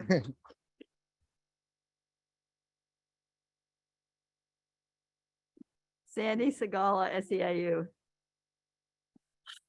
It's damn cold in here. It's very good. It is And my teeth are cold. shivering, well, chattering, whatever. It's cold. Good evening, Board President Battenfield and Board of Trustees, Dr. Chong, students, colleagues, and community, and thank you for your attention today. I too, on behalf of SEIU, would like to thank Jeff Cundy for all your years of service with the college and your dedication, and mainly dedication to our students. Thank you very much for your time here, and I wish you well. Congratulations. SEIU would also like to congratulate Enadina Vera for Employee of the Month. I can definitely appreciate her background. I too have a similar background, growing up as a young girl and through my high school teenage years. I also, for many, many years, was a farm worker employee with my family, and we went throughout California and Oregon and Washington to pick all the fruits. So as an older 23, 22-year-older, I said, no more. I'm not doing that work anymore. It's a lot of work. And I have scars, like she said, from knives from cutting the grapes on my hands. So I know that work, and she's very much deserves this recognition today. So congratulations to her. So SEIU will report out that we find it's been difficult to get many of our classified to feel mentally ready to be back to normal return to campus, as we are to be back in full swing for the spring. And I understand with the COVID updates that are changing daily, but I'd like to suggest, and thank you to Trustee Valdivino for taking on this project for the mental workshops that you will be providing, because I was going to ask if the board would recognize that, because I was thinking that might be helpful for a lot of us here at the college to have some kind of a program of that subject matter of helping us to move forward to what happens after COVID for morale's sake and returning back to the work environment. So thank you for taking that on for us. Appreciate that. As that being said, SEIU continues to work through several stewarding issues of various issues that we've been fully inundated with many, many cases. So I was thinking that this kind of workshop would be very helpful for us to do. Last month, our classified executive council, our CEC vice president lead negotiator stepped down from their position with SEIU. Our executive council acknowledged that it was necessary to appoint an interim VP lead negotiator, and Liko Pua has stepped up to fill the position as an interim and has been appointed. Also, earlier in the fall semester, Liko was appointed by the job stewards as well to the position of an interim chief job steward due to our chief job steward has been absent for a while. So Liko will hold these interim positions until CEC elections have finalized. And speaking of that, which I mentioned last month, our elections were up this month. We ran the election as scheduled. However, due to an error in the configuration of the app used and on part of SEIU Local 1021, they administered our chapter elections. Our election committee was unable to validate the election process results. So our election committee will rerun the election through another election app, with the election to be held November 14th through the 16th. So hopefully for December report, I'll be able to introduce my new officers. Hopefully I will still be one of those new officers. Classified Executive Council has been working on our local SEIU bylaws. They're very, very old and outdated, so we hope to have these bylaws completed sometime in the spring to be voted on for approval. We continue to receive additions on this document through our day-to-day questions and concerns that are not currently in the bylaws, and we continue to learn more and more every day of what needs to be added to this document. SEIU continues to work with the district for classified professionals who are involved with district-initiated transfers. Mostly this goes well, and yet there are times it does not. So we continue to work with this quite a bit during the months towards a good fit for both the classified professionals and the departments involved. SEIU attended the constituent group listening session for input to presidential position announcement. And I hope that we're able to add to a list of important items needed for our school superintendent president. And finally, the classified review study continues moving forward.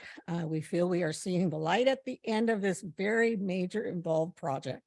Many hours have been put into this task, and many of the committee individuals, both the district and the classified professionals, can't wait for this to finalize. So hopefully later in the spring, hopefully we'll see, fingers crossed. I also want to thank Delashay for your recognition for the door that you're talking about in my office area. I appreciate that. And I'm sure everyone has heard that today. And I know my current supervisor is aware of it. And so is our vice president. So who knows? We'll see what happens in the future. And then I would like to also recognize our veterans. I have family members who are veterans, and some of them are currently still in the military. So I do want to recognize them for this week that's coming up for Veterans Day.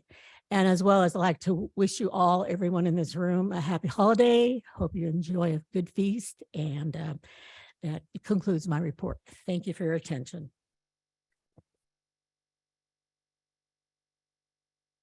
Thank you. If you don't mind, just before you speak, I'm hearing from the board that we all need a stretch break. So just so you know, people who are doing the information sessions, I am going to move our break to just before the information sessions, since we've been here for a while, and otherwise I'm afraid we won't be able to pay attention to you because we need to stand up for a few minutes. But you're welcome to. We'll pay attention to you, and then we'll take a break and come back to everybody else. That's right. That's good. I'll go fast. I'll go fast. I cut out a whole bunch of stuff while I was sitting there. We can order some pizza too. So good evening, President Battenfeld, members of the board, Dr. Chong, and college community. We want to acknowledge and appreciate the careful and deliberate way the board has undertaken the search for SRJC's next superintendent and president. As you begin the next steps of the process, the Management Liaison Group has formally requested the composition of the hiring committee consist of equal numbers of each constituent group, students, classified, faculty, and managers, in order to ensure parity and equity across the representative groups. The last time the college went through a presidential search and hire was 12 years ago. However, the college and our community are in a very different place than they were back then. Wildfires, pandemics, declining enrollment, shifting state funding, and more have forever altered the landscape of this college. While we can appreciate past practices, they should not be a guide for the future of SRJC. We are not separate constituent groups in the search for the president, but rather one body who is seeking a leader to reflect all the needs and views of the college. We would be well served to demonstrate immediately to all presidential candidates that every voice is valued equally here at the college by having an equal number of representatives on the hiring committee. When all voices are not made equal, it shows how little your voice is valued. It is important we stand as a cohesive, collaborative, cooperative college and acknowledge the shared responsibility we all have for the success of SRJC. Dr. Chong is not the only individual with retirement plans, though, nor you, Jeff Cundy. Earlier this month, SRJC said goodbye to Michelle Poggi, the Director of Student Outreach, Onboarding, and International Programs. After 30 years as both a classified representative and a manager, Michelle embodies so much of what makes SRJC special. Her team called her a mentor, boss, friend, and in many cases, a mom, the ultimate compliment. She will be missed for her guidance, knowledge, love, patience, positivity, and passion for SRJC and our students. And if you follow her on social media, she was already bragging on Monday morning about being retired. While we might be losing some of our dedicated and long-serving leaders, we're continuing to grow our own to replace them through SRJC's Courageous Leaders Academy. A special thanks to Sarah Hopkins, Director of HR, for spearheading this project, along with our employee affinity groups and Embracing a Culture of Inclusion program. About 30 faculty, classified, and managers are receiving tangible tools and strategic leadership coaching from experts to put our words, intentions, and learning into action. These participants are committed to becoming equipped to courageously take the lead in facilitating efforts to create a safe and inclusive environment for addressing issues of bias, discrimination, and exclusion at the district. The Avanzando HSI STEM grant is concluding its first year under the strong leadership of Director of STEM Success Programs, Darcy Rosales, and Victor Tam, Dean of Science, Technology, Engineering, and Math.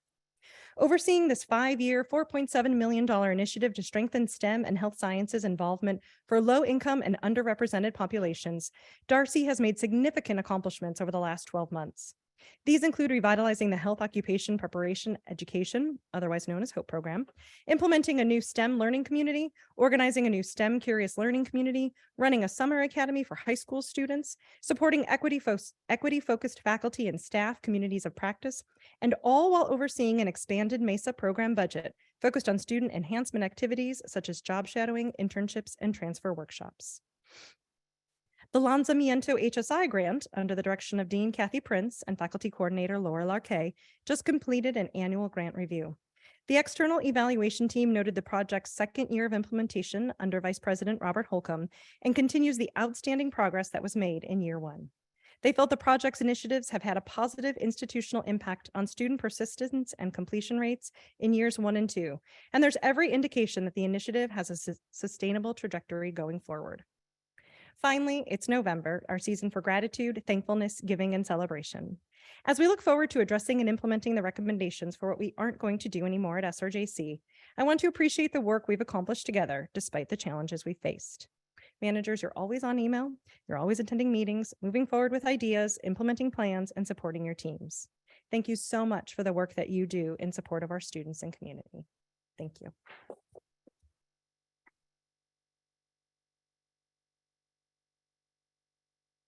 Thank you. So we will be back in no more than 10 minutes.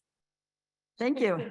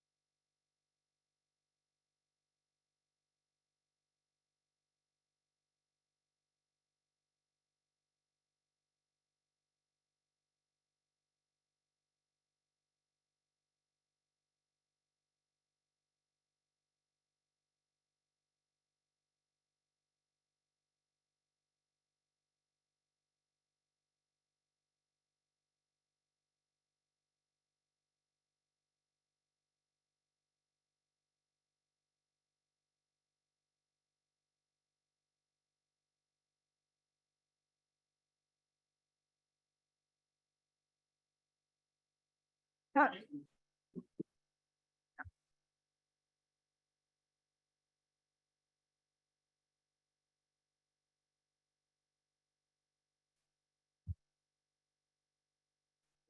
somebody left that. All right. Okay, welcome. All right, thanks for the break. We're going to now move on to the information sessions. And again, we're scheduled to have, I'll start with the Dream Center, just an information, this is just an information item, changing the name of the Dream Center to the Undocumented Immigrant Dream Center. There's no report or anything on this unless any of the board members have any comments or questions. Otherwise, it's just an information item. Okay. And then we have 2 board reports and then a transfer center report. Since the transfer center speaker, Amy Merkel, has been waiting so patiently, I'm going to move you to now so that you can present because the rest of us are here. So, so we'll switch and do the transfer center report now.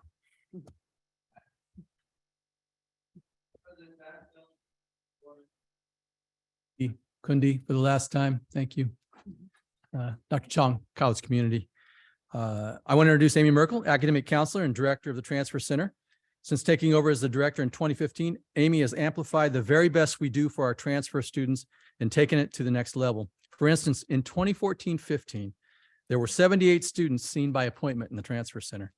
In 21-22, about 6 years later, there were 1,903 students seen by appointment in the Transfer Center. That's 25-fold more. That's huge. A lot of the work that Amy and her team do for students every day is not visible to most of us. I want to make sure that her team is recognized for supporting the success of our students through an equity lens and just plain hard work and devotion. I've seen it firsthand as Amy's supported 2 of my kids who went to Cal Poly and Long Beach respectively. Talk to Amy. I said, go talk to Amy. She knows what she's doing. And so to tell you about what's happening in our Transfer Center program, Amy Merkel. Thank you. All right, President Battenfield, members of the board, Dr. Chong, college colleagues who are left. My name is Amy Merkel. I'm a counselor as well as the Transfer Center director here at SRJC, and I'm just going to give a report on what it is that we do. And I didn't do the practice, so what do I hit? This one? Okay, good. So this is the Transfer Center staff. I'm often the face or the voice of the Transfer Center, but there are lots of people in doing the work with me. My colleague Robin Argubian is a full-time counselor in the Transfer Center. Margarita and Samantha are full-time counselors who have reassigned time in the Transfer Center as counselors as part of the Lanzamiento program. Christine Saldate is an associate faculty member who's assigned to the Transfer Center. So we all meet one-on-one with students to develop ed plans and help them as they navigate the transfer process. Our classified staff, Monica Gachet and Anna Diaz-Galvan, also serve students in various ways. And then our student worker is Jason Lorero, and he has been a great addition to our center as well. So here are some services that we provide. We meet one-on-one with students. We offer those appointments in person, over Zoom, or by phone. We support students through the application process when they're applying to the four-year universities. We currently do Q&A sessions, so students can drop into the Transfer Center or the Petaluma campus. They can also just log in through Zoom. So we run those simultaneously for students at the same time for them to ask us questions. Students can have their applications reviewed by the Transfer Center before they hit submit. So we will look at their application, email them back to let them know what changes they need to make, if any, and then they can go ahead and submit that application. We work with students to review their essays, whether that be for the UC PIQs, private colleges or out-of-state colleges or scholarships. And we developed a Canvas resource library. We actually had gone to a conference in March of 2020, right before the shutdown, and another college down south was doing this, and Robin and I looked at each other like, we can do that.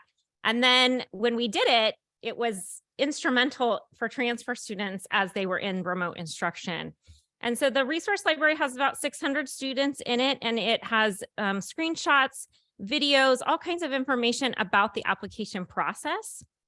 So we refer students to go there and then to come in and ask their questions, because a lot of their questions can be answered in that.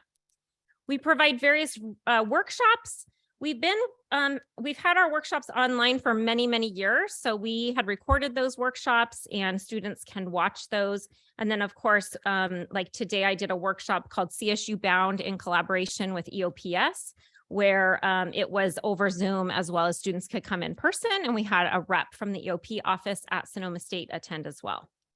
We do class presentations, so a short 10-minute overview of the resources in the transfer center, as well as a 1-hour transfer presentation.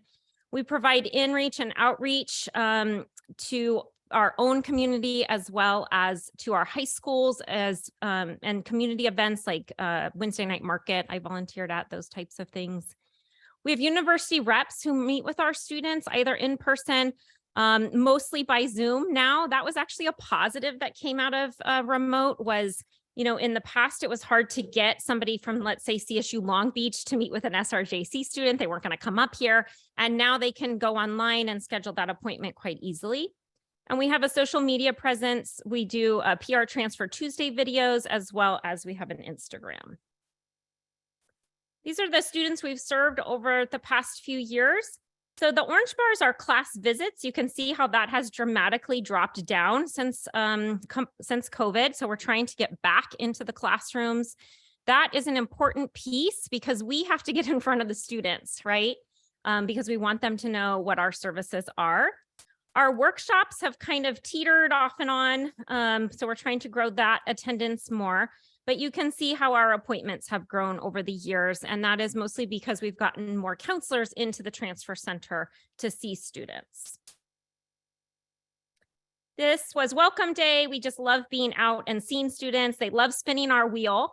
This is always fun at events with kids too, where they can spin and see where you're going to transfer to from SRJC.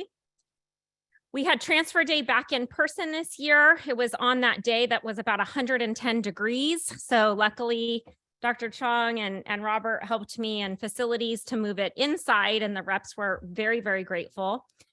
We had close to 50 colleges attend and about 350 students or so to talk with those representatives. So we do that every September. Our annual transfer boot camp started in July of 2019. So we were able to offer that once in person. That's what this picture is from. And then we pivoted to Zoom. This is an opportunity for students who will be going through the transfer process in the fall or spring to figure out, okay, what is it that I need to do? So it really gets them on top of things and they're really appreciative. We've had 287 students register and about 40 students participate each week. So where do our students go? The majority of our students transfer to a CSU campus. You can see we had 227 students transfer to a UC, and these are fall 21, spring 22 numbers. We had some go out of state and some to California privates. Obviously, Sonoma State is our most popular campus, with UC Davis being our most popular UC.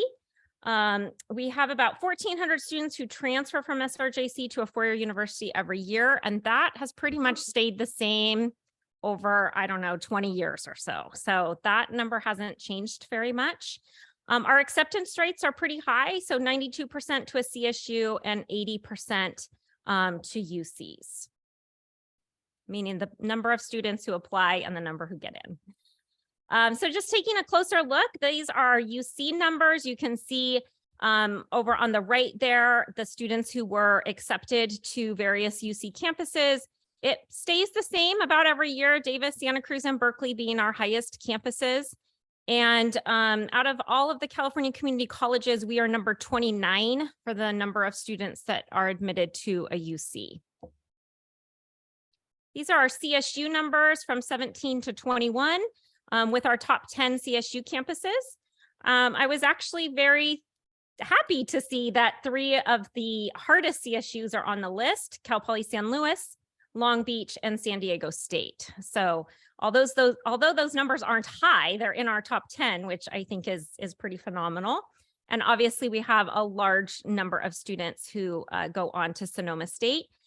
You know, for some of our students, leaving the area is not possible. And so we always talk with our students about how lucky we are to have Sonoma State as an option for them.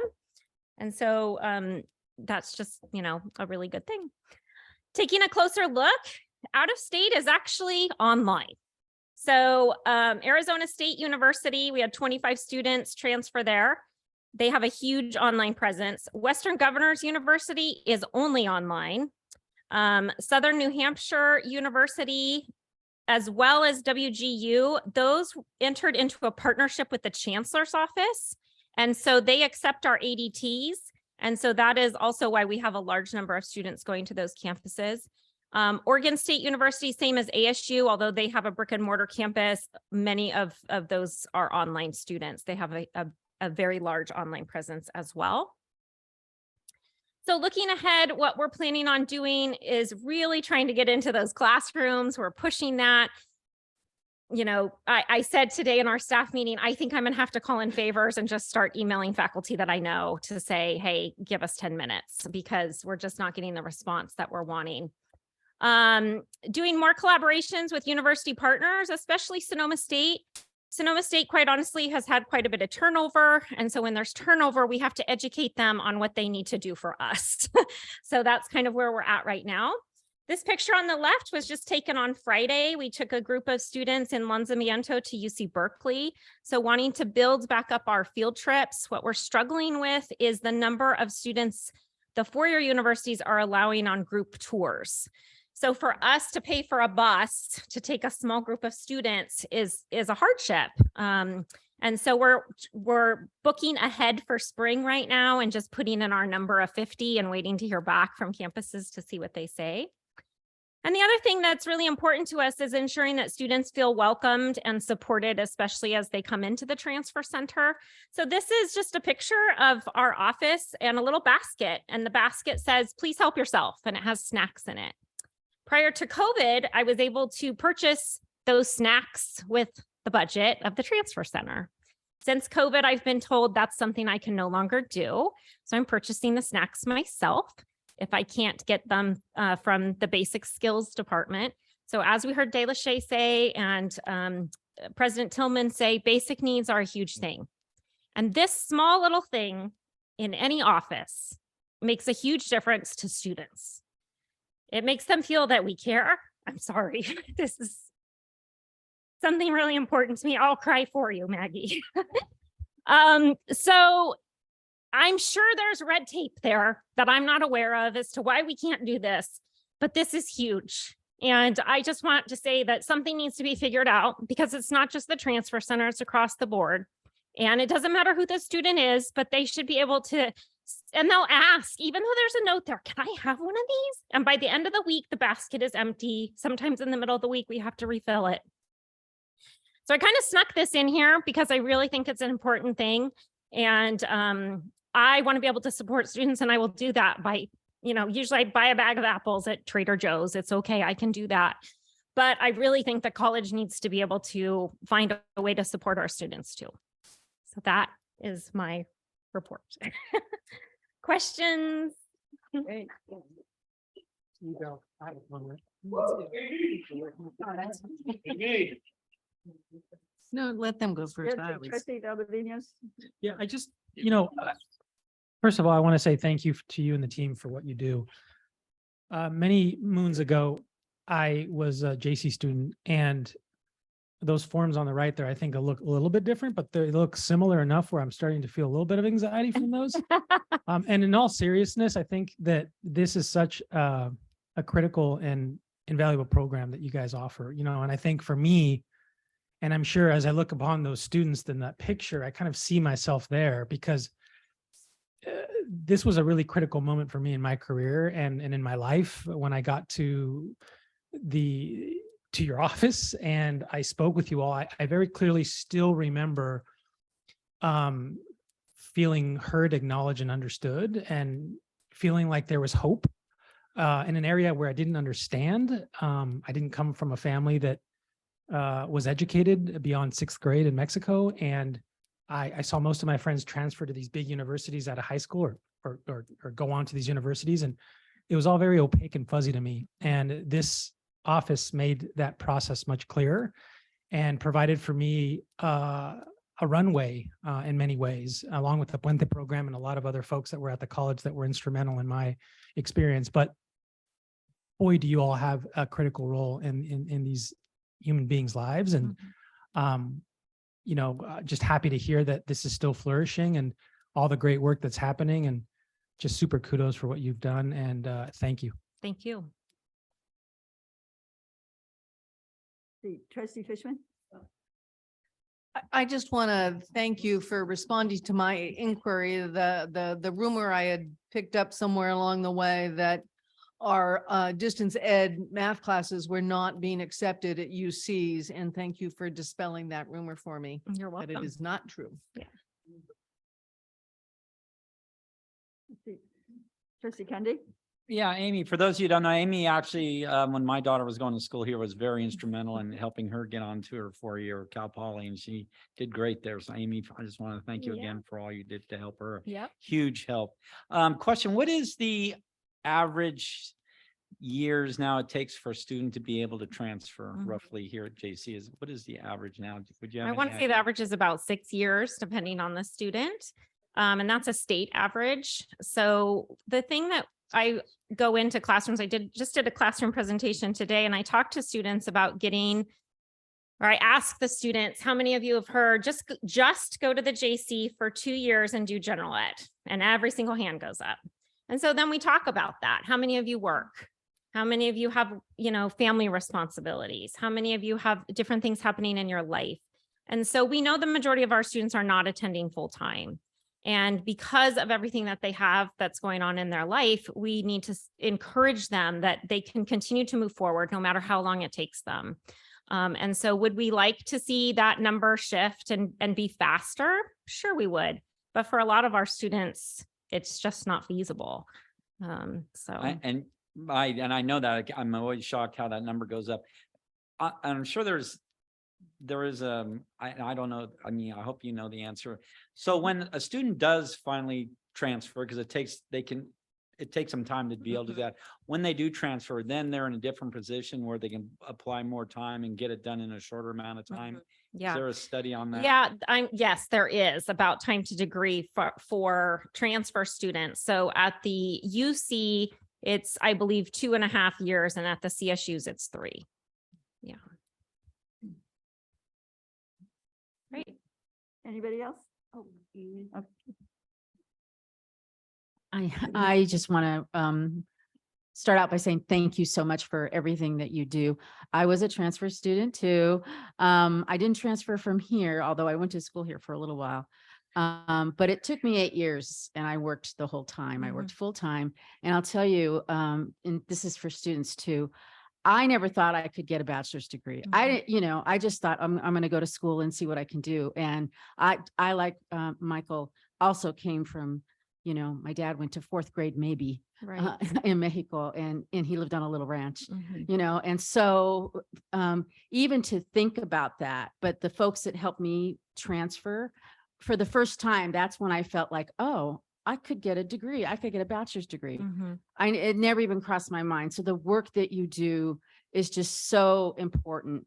And, now I work at Sonoma State. So of course I see the results. I have many friends right now who transferred even last year from here. So I just want to thank you. And I don't know, we need to find a way to get those snacks in there. Yeah, thank you. Thank you. Just one last thing. I would like to say that all counselors work with students who are transferring, not just in the transfer center. So, that's another body of faculty who are supporting students and helping them and finding their way. Thank you so much. I want to say that I was encouraged strongly to go to the transfer center this weekend. I have actually appointment with you guys tomorrow. Byron's gone. We can really talk about him now. No. Anyway, so I was like, why is Byron pushing me to go to this transfer? But when I went in there, and I work in a lot of places on this campus, I'm always somewhere. I have to tell you that it was so welcoming. Like, you just walked into a very welcoming area. And I will also state that you are definitely not the only person who's out there having to buy snacks for our students. I myself, as a student, is buying snacks for students. And I do appreciate you realizing that just little bit of snack may be everything they ate that day. Yeah. Like I've been told that on several occasions. And so I really appreciate your efforts. I appreciate what you're doing. Now that you had this tremendous report, I understand why Byron was pushing me so much to go there. And I'll see you guys tomorrow at 10 in the morning. Okay, good. Thank you. All right, you guys have a good night. Oh, I'm sorry, Dr. Chong. Yeah. I want to get the last word. Thank you for noticing. They often say, you know, can you trust your own children with the advice you get? And I'll speak out of turn, but Amy, as busy as she is, she's given advice on her own time to both my daughters who are taking distance ed. So I really think that we have one of the best. This is my 4th community college, and I've been overseeing transfer centers when I was a dean of student affairs at City College, and later as president of mission and Laney. Amy's by far the best transfer center coordinator in the state. So I think she fights for her students, and I hope Kate heard what we were talking about, that we got to figure out a way to get our students some snacks. And that was directed from the board. Students can't study if they have empty stomachs. So we have to figure that out. And I'm sure Kate will work her magic. We can spend some of the reserve or some undesignated money for that. Okay. Great. Thank you. Yeah. All right, thank you so much. Thank you.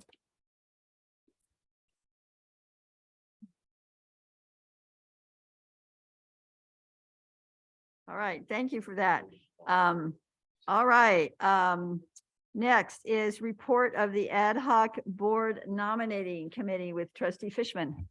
Hi, the nominating committee was myself, trustee Lindley and trustee Kundi, and we came up with a slate, and this is our slate that will be voted on in the December meeting.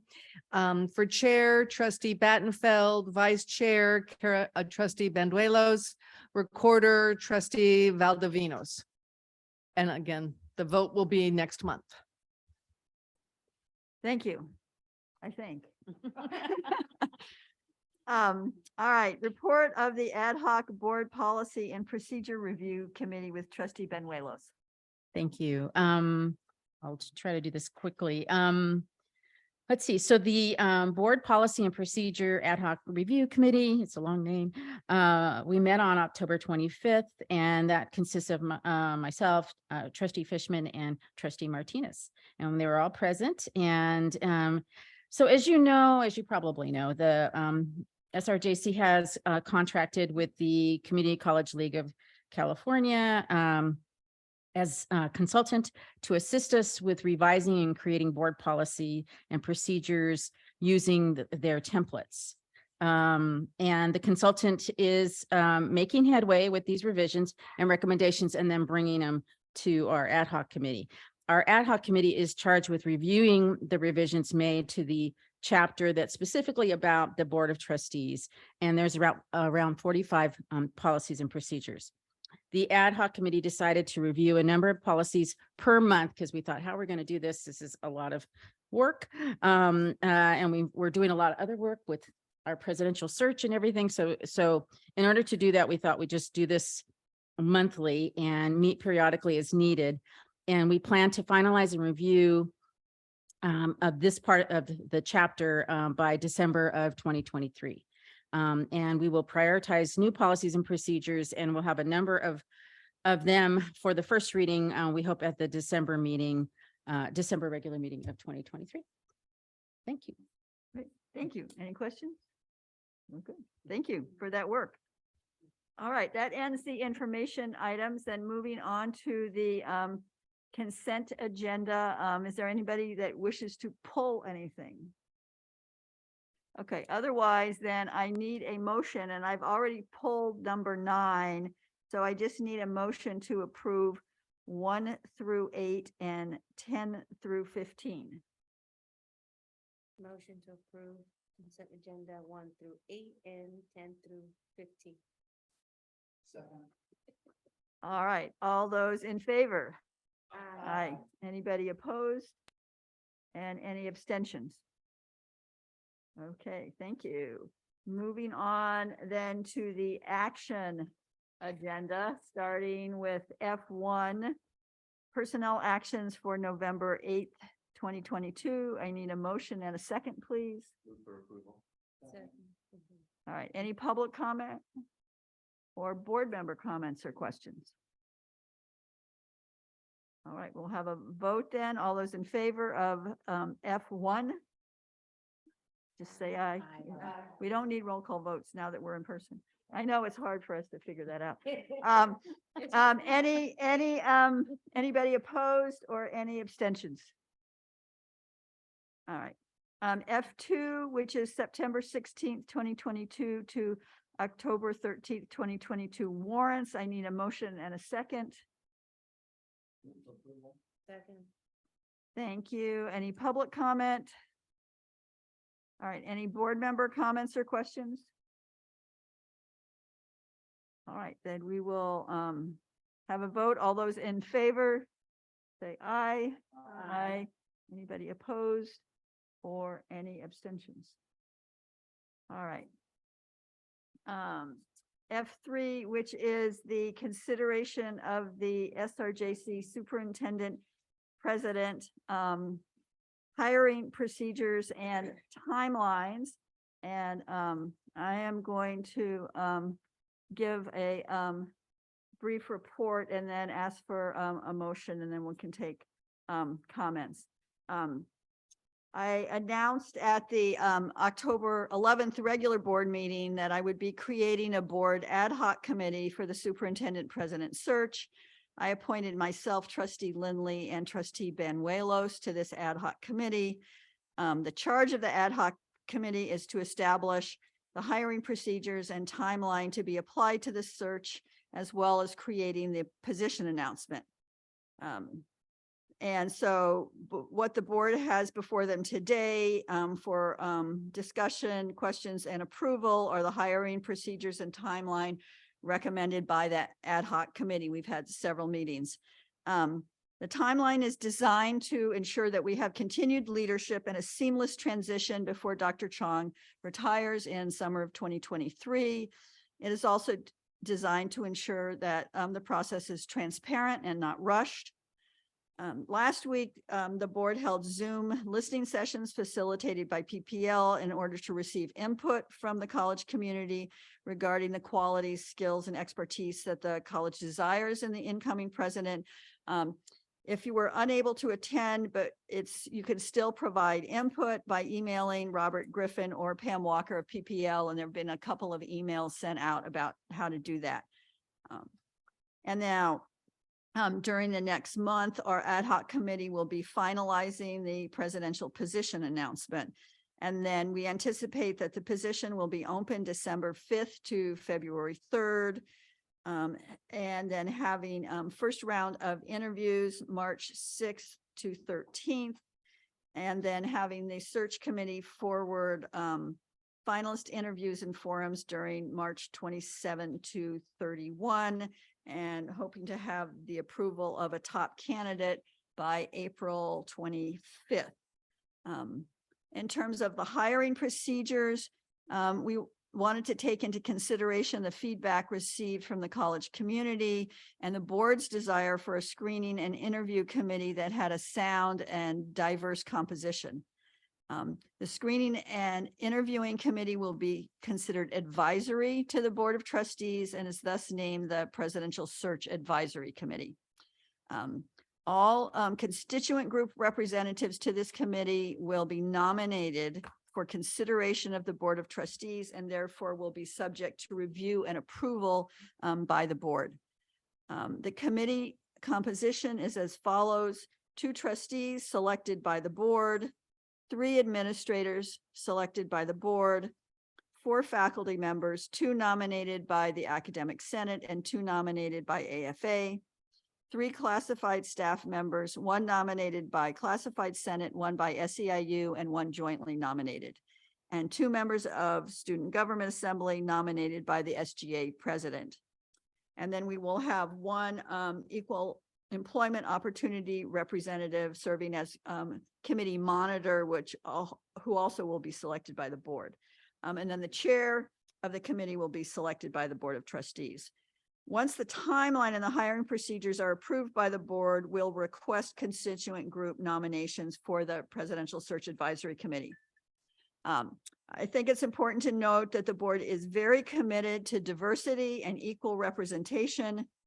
So we will ask that those nominated by the constituent groups and appointed by the Board of Trustees be individuals who are able and trusted representatives of the constituent group they represented, but also we feel very strongly that they will have demonstrated the ability to take an institutional perspective on representing the entire college community.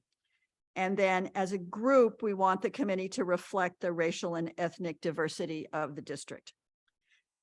The Board of Trustees shall interview finalist candidates and make the selection of the new superintendent president.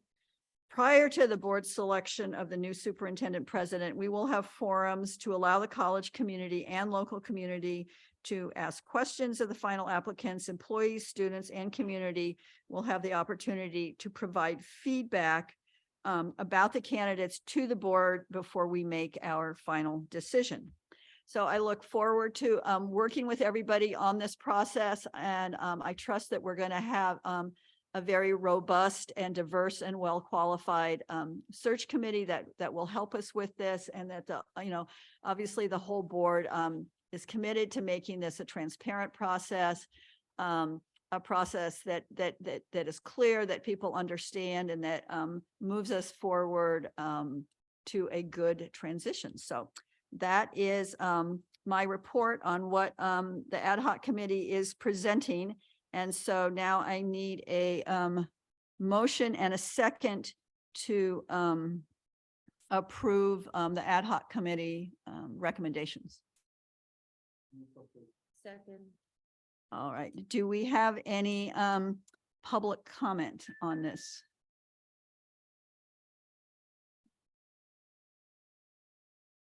All right. Seeing no public comment, do we have any board comments or questions? All right. Well, then we will again have a vote. All those in favor, please say aye. Aye. Anybody opposed? Or any abstentions? Okay. Thank you very much for supporting this. And now we will move on to F4, California Federation of Teachers, Local 1946 Tentative Contract Agreement for 2022-23. I need a motion and a second. Second. All right. Any public comment? Any board member comments or questions? All right, all those in favor of approving the contract, please say aye. Aye. Anybody opposed or any abstentions? All right, then moving on to F5. This is our quarterly financial report that we'll be sending in. I need a motion and a second to approve. Second. Thank you. Any public comment? Kate's hoping no. Any board member comments or questions on the financial report? I think we've all read it. Thank you, Kate, for a thorough job as usual. All right. We'll have a vote then. All those in favor, say aye. Aye. Anybody opposed? Or no abstentions. All right. And F6 is the student employee wage adjustment. I need a motion and a second, please. Motion. Second. Thank you. Any public comment? All right. Any board member comments or questions? All right. All those in favor say aye. Aye. And anybody opposed? Or any abstentions? All right, great. Okay, then moving on to resolution 32-22, which is changes to the adopted budget. I need a motion and a second. Second. All right, thank you. Any public comment or any board member comments or questions? All right, and as this is a resolution, this is a roll call vote.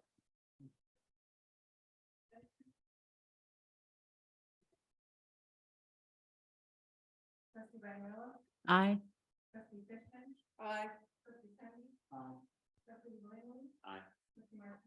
Aye. Aye. All right, thank you. And then next is F8, Resolution 33-22, Declaration of Asian American and Pacific Islander Day as a district holiday. Second. Thank you. Any public comment? We had some already in support of this. Any board member comments or questions? All right. And again, this is a roll call vote.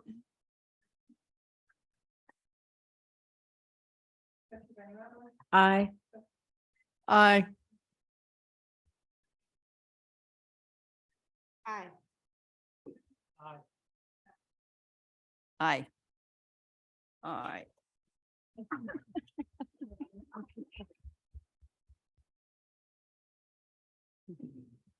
Happy to do this. All right.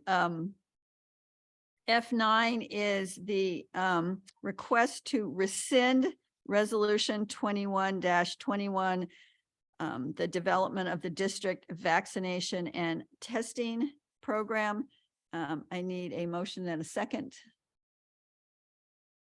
So moved. All right. Any public comment? Or any board member comments or questions? And we are rescinding the resolution, so this is not a roll call vote. So all those in favor, please say aye. Aye.